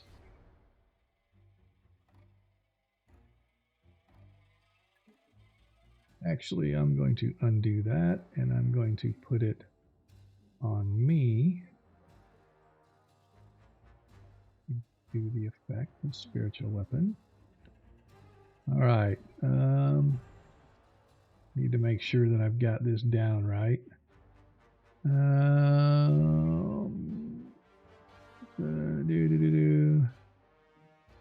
Active spiritual. Cast the burn a memory spot. 1 summon. Yep, +2. Okay. So now, I don't know how to use not sure how the spiritual weapon. Oh, I see. They do something different in how their spiritual weapon works. This is kind of strange. Sorry, let me read this. When a clear class of spell, place a spell NPC on the board. Oh, I see what it's doing. Okay. Okay. So let me undo this. I have to have a token that acts as my spiritual weapon. So I am going to use this dead zombie skeleton, whatever. And that is the effect. Oops. Well, let me take that off of. Yes. I accidentally had Mulgar targeted, so let me undo here. Undo here. Make sure it's all off. Do here. Okay, so it's on the zombie. So my zombie here is my spiritual weapon. And then when I target, it's weird how I have to do this. So when I attack with my flail. And I still missed. And why is it still? Do I have myself target? Oh, that's why. So anyway, so essentially it has to have something to put the spiritual weapon on. And I'm sorry that I didn't realize that's how the mechanic worked on this, but I have to redo this. Then I have to target here. Then I have to recast. Cast.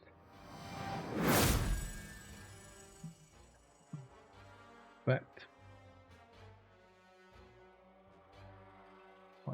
It had you too. Okay. All right. So now I think I'm good. I think everything's good.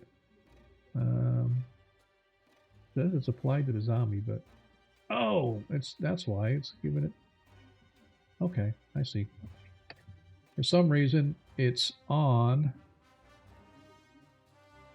Oh, he's got the silence 15 foot, so that's why. Anyway, he has a spiritual weapon floating there right around you guys. So whenever he uses spiritual weapon, it uses his flail as the attack.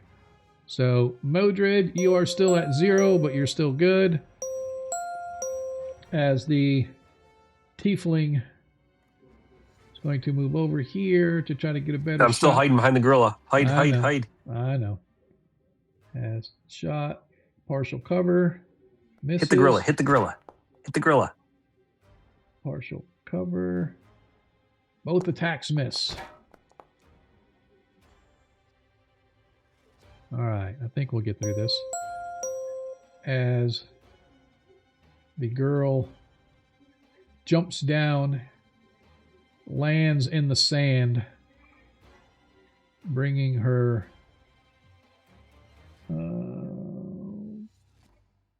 She doesn't have something beside what happened to.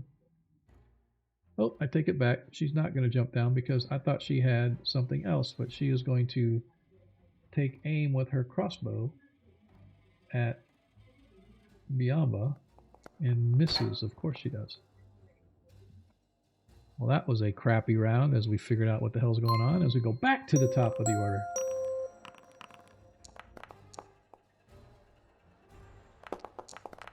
I'm just gonna roll this one normal.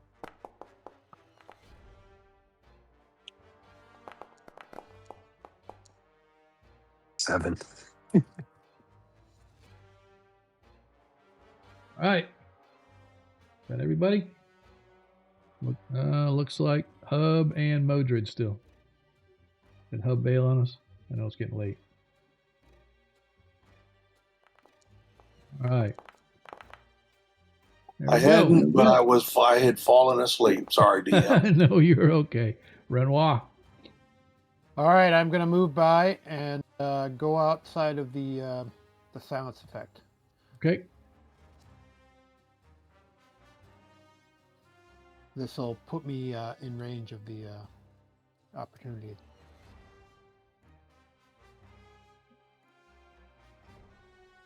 Is this out of range of the sound? So it's only Yes, 15. as it missed you as you went rolling past. All right. Excellent. All right, so that's it for me. Yes. All right, Biamba. All right, so from that run that I did, if it can move freely and gets a running start, he can leap 16 to 21 feet. So starting 15 plus a D6. Okay. Didn't she jump down? Or did No, she jump didn't. out? No, I changed my mind. Okay. So I'm going to roll the D6. Okay. But I'm just trying to get a handhold on the top of the rail there. Okay. 1. Figures. All right. As you manage to leap up 16 feet, but you're tall enough to grab the ledge. And now it is going to be a bend bars, lift gates type of a thing. To pull yourself up onto no, not bend bars. No, we'll just do a strength check. We'll just do a strength check. Because you're not trying to bend or anything, you're just trying to pull yourself up. And that will be your action for this turn. As you get just enough. As you manage to pull yourself up onto the ledge. And that is it for your turn. Yep. Hub. Apologize for keeping you up so late. Can't believe you guys can't It get is what nothing. it is. Yep. Hub will kill all these monsters so we can get to sleep. Or not. Next turn. Next turn, clearly. Mogar. Did I miss by like one DM? Sorry, let me go back and look. You missed by 3. No, never mind. Ouch. That was a 16. You missed by 3. Actually, it was an 18. You missed as well, Mulgar. All right. That's all I got. As the ape-like creature swings its claws, misses again. Oh, man, another. All 3 attacks miss.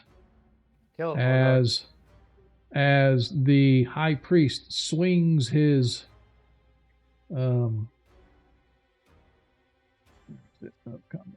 swings his heavy flail in the tune of his spiritual weapon as he misses as well. Man, Mulgar is living a charmed life.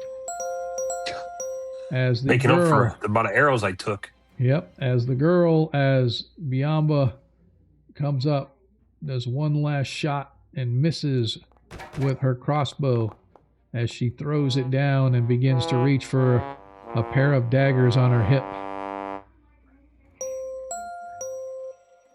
Tiefling guard, now that he sees Hub out there, takes aim with his bow at Hub. Hits Hub with a 17 as Hub suffers 6 hit points of damage as the second arrow misses. We go back to the top of the order. Hopefully we can end it Now I'm this gonna start round. killing things. I'm hoping so, because this has been a while. If not, we may just pause combat till next week.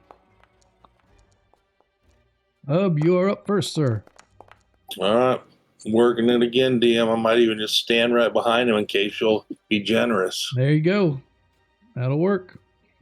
As you go for the backstab.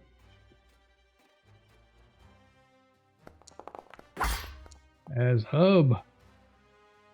You didn't target anything, but you did miss. Yeah, well, there you go. Biamba. Gonna target her. Step forward and swing. Wing better. As you hit. Nicely done. All right, let's try to do some damage. Yeah.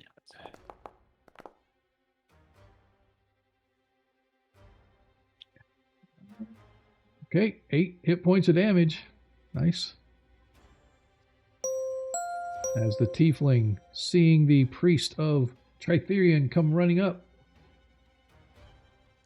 misses with his first shot, misses with his second shot. Mulgar. Man, how many times can I roll a critical miss? Man, my numbers have gone to crap. Jeez. Well, Yeah. 3 is 3 times bigger than 1. That's all I can say. I was hitting earlier. That was you? Jeez. Oh, I'm sorry. I thought it was me that would roll. All right. You can have it. I'll roll something different. No. As the spiritual weapon in the form of a heavy flail swings and misses. Man, none of us are hitting. Renoir. All right. Let's figure this out here. I'm casting a spiritual weapon. I think I can target up to 3 people here. I'm going to try to do that. Spiritual weapon? Or not spiritual weapon, but whole person. I'm sorry. Oh, okay. Yeah. Yeah, you can target up to 3. I'm not sure how I do it, because if I target people, it just switches between which one I'm targeting. So you should be able to target all 3. If you hold the control click or something like that, you should be able to target. This would be awesome if you can get this to work. Well, how about shift click? How about that? Or shift click, yeah, something. There we go. Ooh, wait, that seems to be working. All right, shift click. Let's try this out.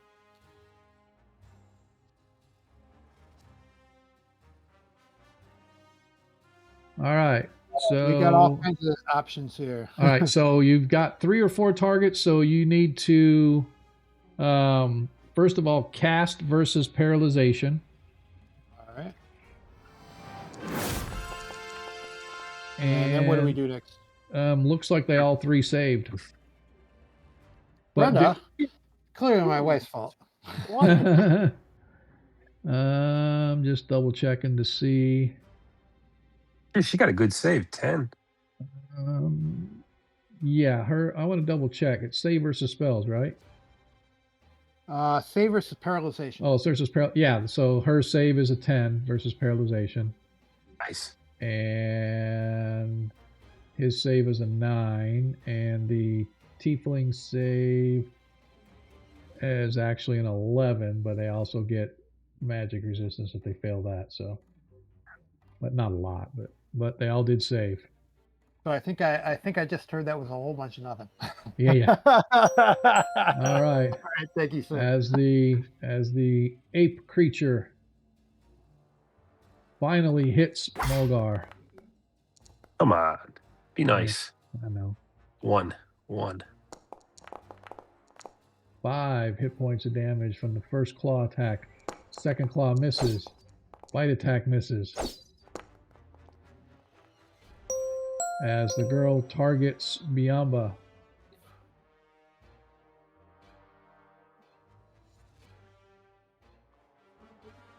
Lashes out with her dagger. First attack misses.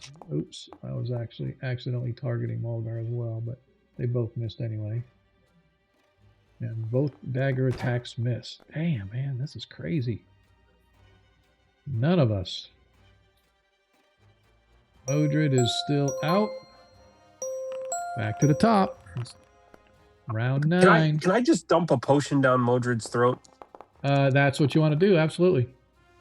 All right. That's what I'm going to do. Get him up. Maybe he can do something for us because we can't do crap. All right. Apparently my spell didn't work for shit. All right, Hub, you're up, bud.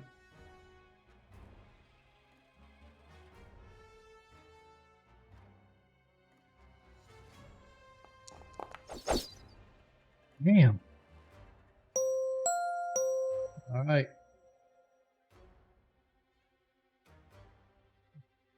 She lashes with her dagger at Biamba once again. Both attacks missing because they're low level. However, this guy is not.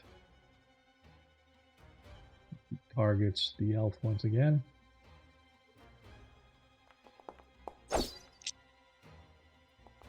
Mulgar's got like... This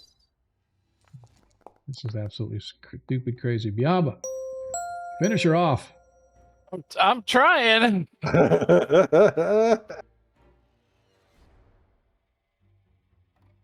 Here we go. Help the miss. Seriously. That's a roll, yes. That is absolutely insane. You got another whole person, Renoir? No. Renoir, you're That would up. have been nice. So I'm gonna run up to the ape guy and give him a big old whack. All right. Whack. All right. Nat 20. Nat 20.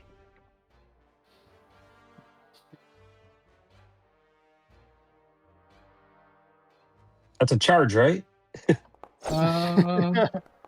No, it doesn't matter. Yeah, it doesn't matter. Yes, you missed by 9. Yeah, Yep. it would help. I'm glad I didn't do a All charge. right, I think this. as he is targeting still the elf with his heavy flail from a distance. Missing. Damn it. This is fucking crazy. Insane. Mulgar. Okay, use healing. Yep. Did that work? You gotta do now heal. Did you did target him, right? Yeah. Yeah. So now that you used it, now you gotta click heal. And now he has 8 hit points of damage. So Modred, you can go next turn. Roger that.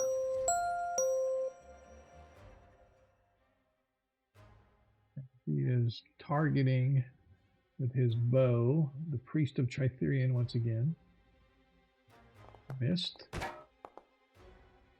Another miss. This is just fucking... Oh my god, I haven't seen this bad in a long time. Modred is still down. As we go back, if we don't clear something out this turn, I'm going to end combat here and we'll pick it up next week because I'm not going to keep going all night because nobody can hit anything. Maybe the dice will be with us next week. We need to at least make progress instead of every single person missing. Hub, Oh, I got a 1. Yeah, Hub's up.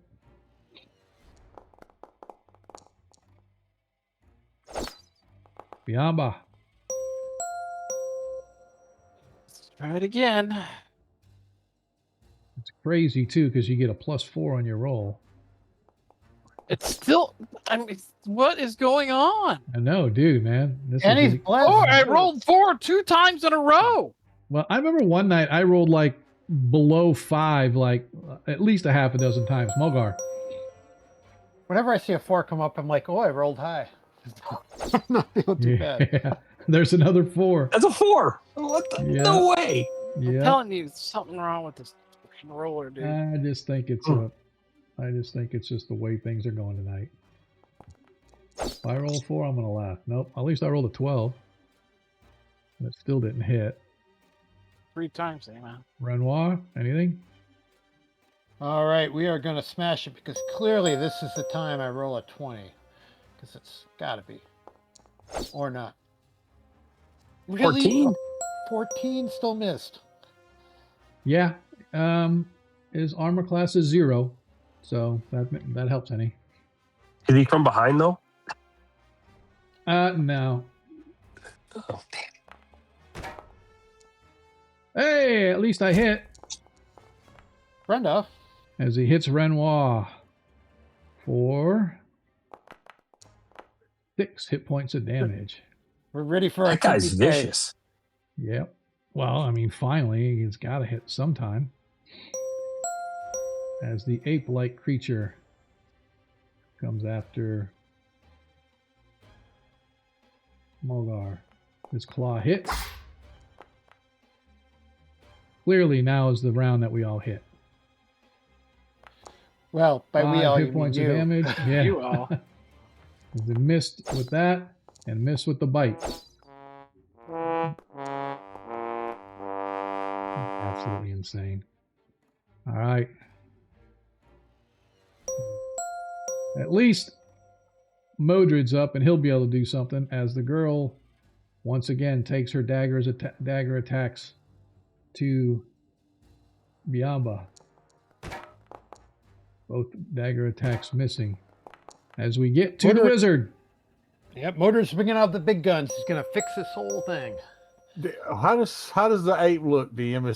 Is he hurting real bad, or is he? Yeah, he's beaten pretty bad, but the high priest and the tiefling aren't hurt hardly at all. And they're I ain't kicking got our enough ass. hit points to risk the attack of opportunity. Can I cast my magic missile at him, or do I Sure you need to can. use the wand? No, you can cast a spell. Uh-oh. First off, target this guy.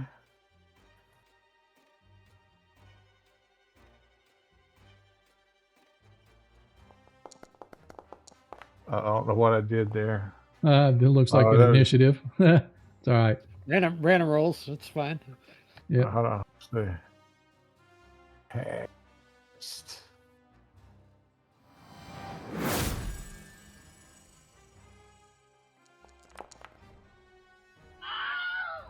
Nice. As you Nice. release the magic missiles blasting into the ape-like creature, make sure you deselect them so I can get him out of the combat. As you drop him where he stands, as we finally go, hopefully, to the top of the last order. We'll see.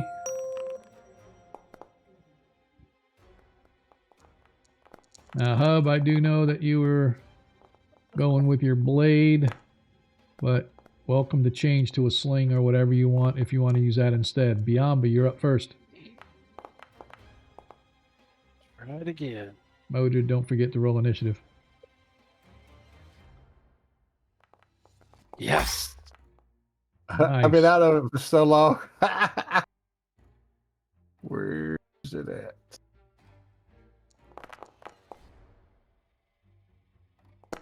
Second slash.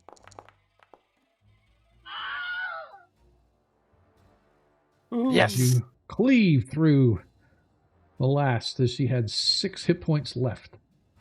As you manage, don't forget the deselect her so I can move her out. I ain't gonna be able to cast that spell. All right. As we're making some progress here, Hub.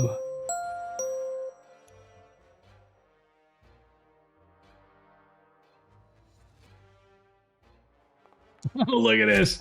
Hub hits with a sling. I love it.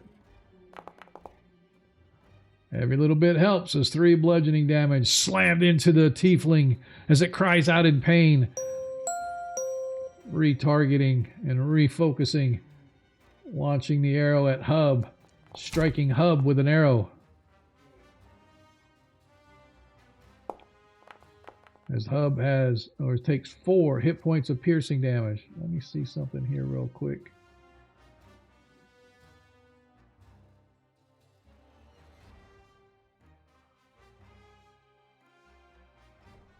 What round are we in?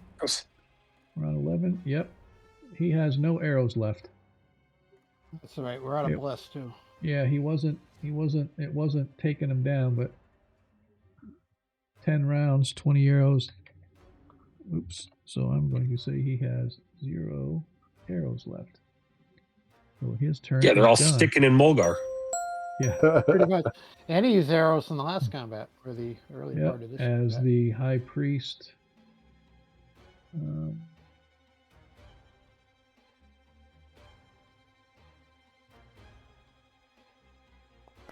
Hits with his flail from a distance on a crit against Nice. Mulgar. That's great. That's super. He suffers 9 hit points of damage, 10 total. Yeah, I'm in As bad that- shape that here. leaves you at 8. But that Yeah. actually is the last turn for his spiritual weapon. Mulgar, you are up. Yeah, I got a little present for him.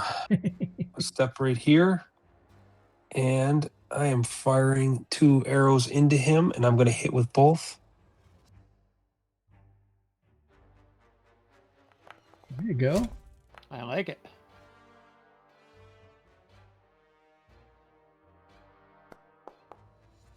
Nice. That's the way to do it. There we Okay, go. now he's gonna take my second arrow right in the face. Or not. Renoir. Wait, whoa! I got what do I Sorry. need to hit him? I need a 16. I'm gonna use a +1. You missed by 2. His armor missed class by is 2? His armor class is -1. Well, you got a that's okay. I'll use 16. my +2.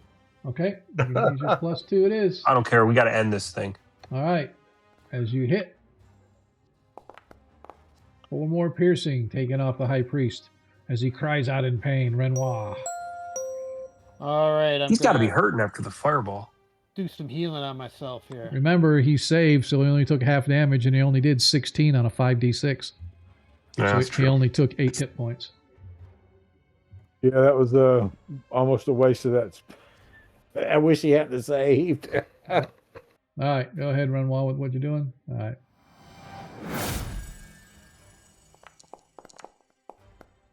All right, it's better than nothing. Yep, 3 hit points back. All right, is it for you? That is it, Modred. sir. If you got an extra one, I can take one. Yeah, I don't, but I'm gonna move a little closer. All right, DM. I didn't realize Burning Hands was a small area of effect. Is there any way I could just hit him with a sling? Yeah. Yeah, you just do the attack what you want. That's fine. Yeah, Burning Hands, they have to be, it's like a fan right in front of you, like 5 feet away. Yeah.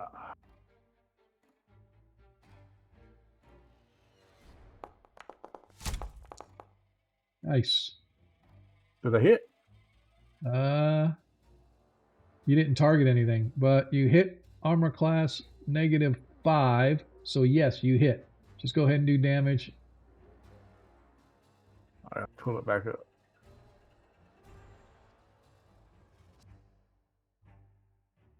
How do I do damage? Just I gotta go to the. yeah, just go to the sheet or on the chat and then hit the damage button. Damn it.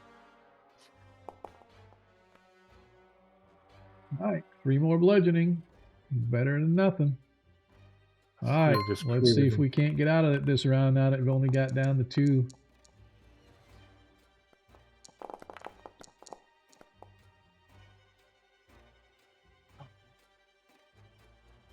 Oh, man. Oh, actually, I'm going to do this. I burn both of my magic missile spells, I think. Yeah. Come in handy. That's for sure. All right. Mulgar, you're up. First arrow misses. Mojo, I still need your initiative. Second arrow misses. Biamba, you're up. All right. Oh. I am running as fast as I can. Now, how many squares are each one of these? Each one's 5 feet. 5, 10, 15, 20, What? 25, 30, 35, 40, 45, Oh. 50, 55, 60. Your movement's 55. 150. So 150 feet, right? Yeah. So it's just telling me 80 feet there, 90, 85, 90. That's if you're walking, right? If you're running, it's double that. Well, yeah, but I mean, he can't do anything anyway. No, You but can't I'm going to charge? get there. Yeah. All right. Hub, give it your shot.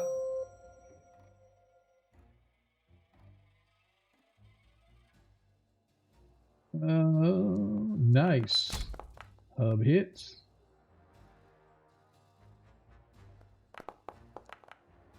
Another 3 hit points of damage to the tiefling.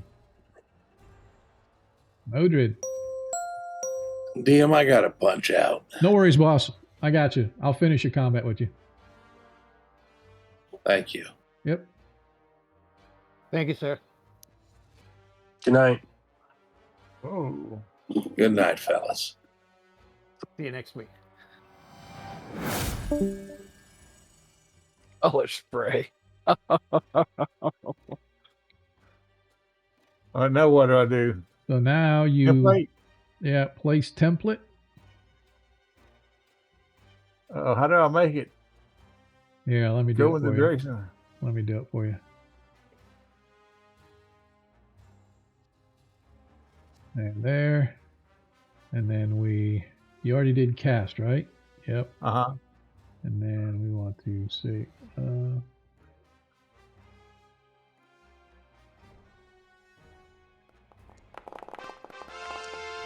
right, so it looks like the tiefling succeeded, but the high priest failed. So now, the color spray, the target is less than or equal to the caster. That's not it. Target greater than equal to the caster by 1 or 2, which is true. And we want to, let's see what the next one is. Target HD greater than the caster HD by 3. What? You're a 4th level, right? Uh-huh. And he is a 6th level, so it's only 2. So he is, in effect, blinded. With the extra U. So that is, he is blinded for the duration. So he cannot see. So it's kind of funny because when I click on him, it's like it shows literally nothing around. So I don't even know what he can do. So let me see if he can. He can't do that. So he is going to target himself.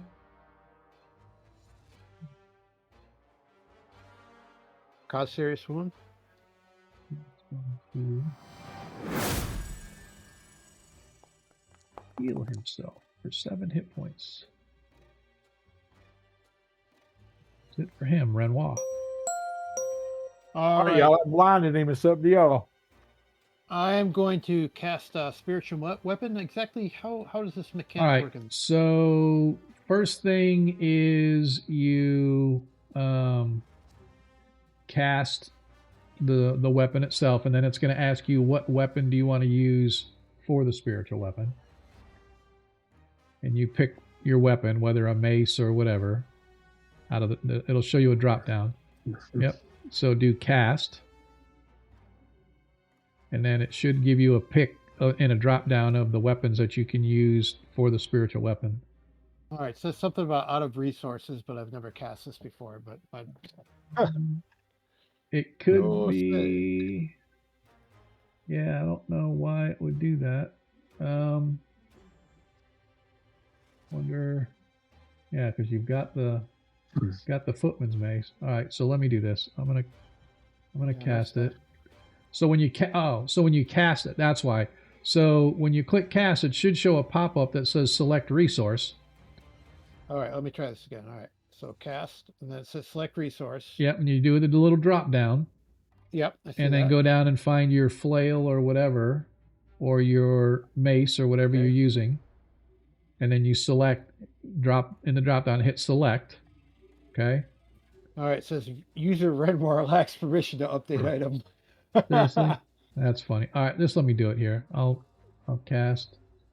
What are you using? Your mace or your flail? Well, I think the mace is better because I'm proficient with it, unless Yep. Okay. unless I'm proficient with both, in which case. All right, so I selected it.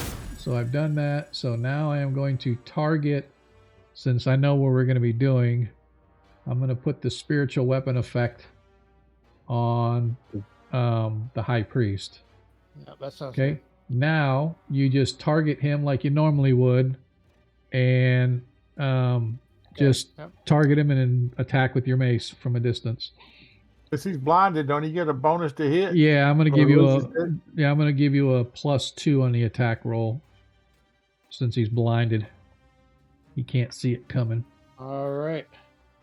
Nice, Hit. and you hit. Look at this. I like that effect.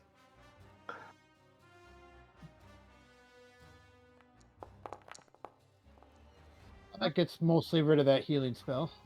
Yep. Nice. All right. As the tiefling now can't fire his bow, he is going to take his axe and swing at. Oops. Going to take his axe and swing at Barbarian and hits him with his battle axe. But at least it's only one attack. And he does 1 hit point of damage. That's what I'm talking about. As we're back to the top of the order. If you keep on using the spiritual weapon, I just use the mace, right? Yeah. All right, everybody rolling it.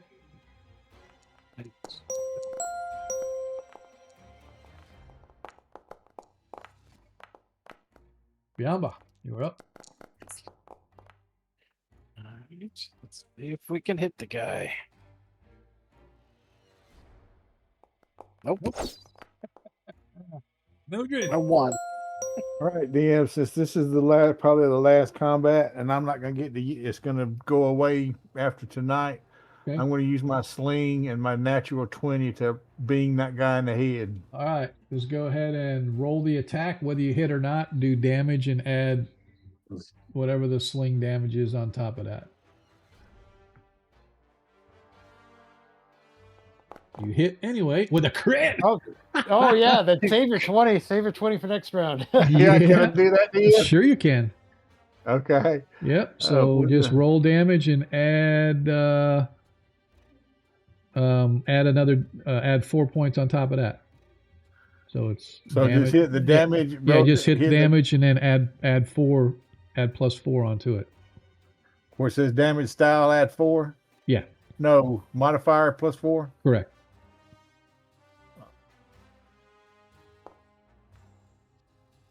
Nice. 8 hit points of damage. Mogar. All If right, you're 2 shots attacking of the the bow. priest, you No, get- no, I changed to the tiefling because he was Okay. the one that's shooting me. Gotcha. Why is it? Whoa, something's got scrolled out. And I don't know why I thought of this, but as Biombo was running around the room, I thought of the old O.J. Simpson commercial for what Hertz rental when he's running through the airport.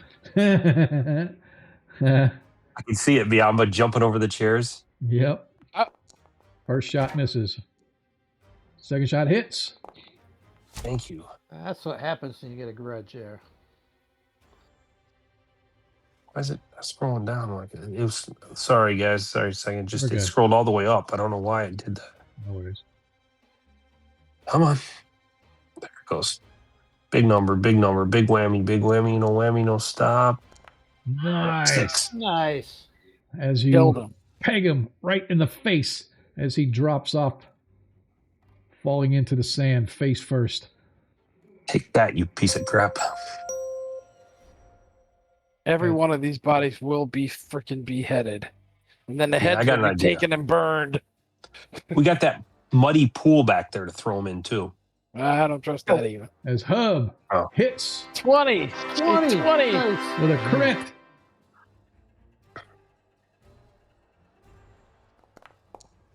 Huh. 6 hit points of damage. Yeah. Beats poking the eye of the sharp stick. Yep, Renoir. All right. Don't forget you get a time to, +2. You get a +2 on the attack. finish this off, right? That's what we're going with. Finishing this off. Yeah, Yep. get a +2 on the attack. Well, look Hits. at this. He hit! Holy cow!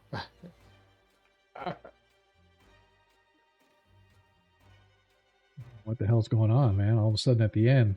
That's the whole problem. I It was don't Hub. know. If Hub wouldn't have been here. Nice, as we whittle him Well. down.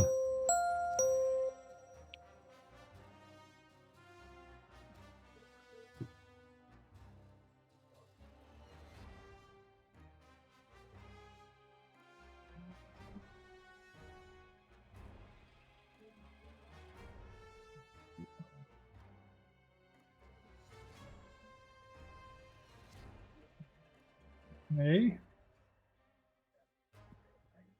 He's trying to cast a spell. It's probably this got hit.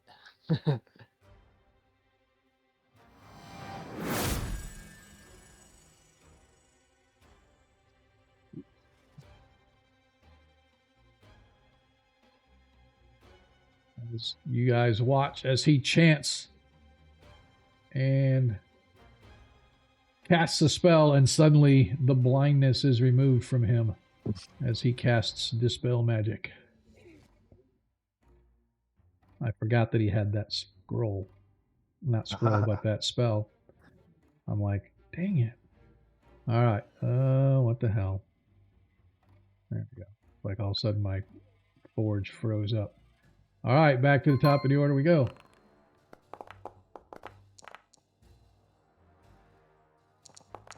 This better be the last round, you guys. Come on now.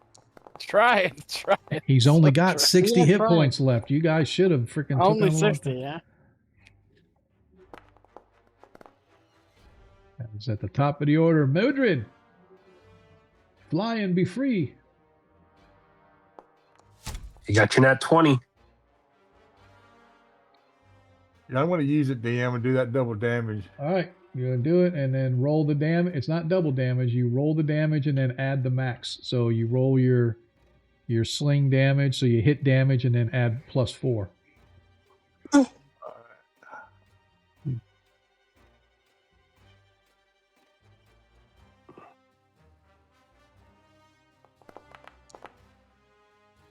Nice. Nice. You peg him. You didn't target him. Sorry. That's what I thought. Because I'm like, I thought he Yeah. only had 4 Nice. hit points left. And you did 7 and you didn't fall. I'm like, what the heck happened? My bad. I was All so right. excited. As the last of the combatants, at least in this combat, fall. That And was you vicious. You guys find That was- yourselves standing around figuring what the hell's going on. But that's where we're going to end it right there. I'm not even going to let us do anything. We're going to end it right there. And we will pick up next week, right then and there at the end of the combat. You guys can. Next week's Memorial Day. Are we playing or not? No, we are not. Next week's Okay. Memorial, there will be no game. Thank you for reminding me. There will be no game next Monday.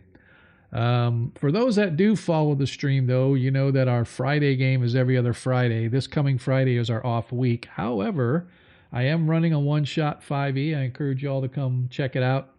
It is an adventure that I started writing. I had this idea for an all-dwarf campaign of it, or a series of adventures, and so I kind of put the first one together and did a lot of work on it and got some of the folks that are either here every week to watch the stream or some of my 5e players that are going to play test. We've got 4 dwarfs, It's set in Greyhawk. It is set in the Iron Hills, for those that know. And essentially, it is a story around back in the ancient days, the dwarves didn't just craft things out of stone, they actually spoke to the stone in what was known as the Deep Song. But something happened ages and ages ago, and the Deep Song was kind of stricken from dwarven lore. Those that knew about it were chastised and again written out of dwarven history. Entire clans that were known to be users and workers of the Deep Song were literally written out of the annals of dwarven history. And now some things have been happening that it's starting to be remembered. And so it's sort of the campaign of this rediscovering of the Deep Song and how the dwarves of ancient days did things and whatnot. So I thought it was kind of a cool little idea that a little spark that I expanded into a one night adventure. I hope if they're like you guys, that one night adventure may turn into a month, but who knows?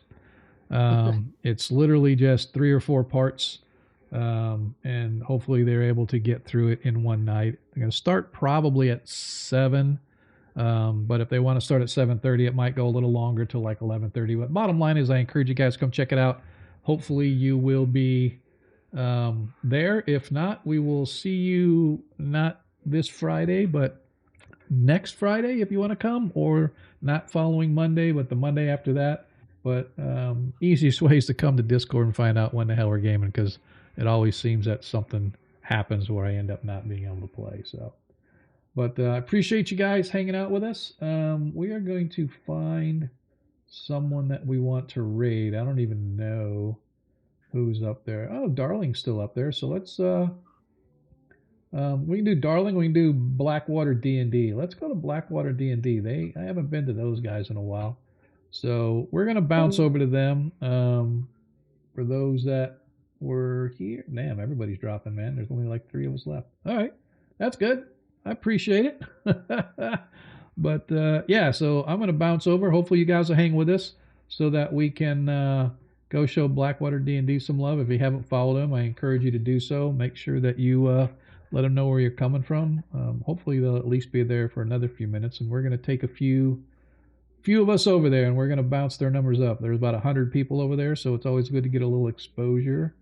And yeah, so I appreciate you guys, man. And just remember, in a world you can be anything you want. All we ask is that you be kind. See you guys next time. Peace.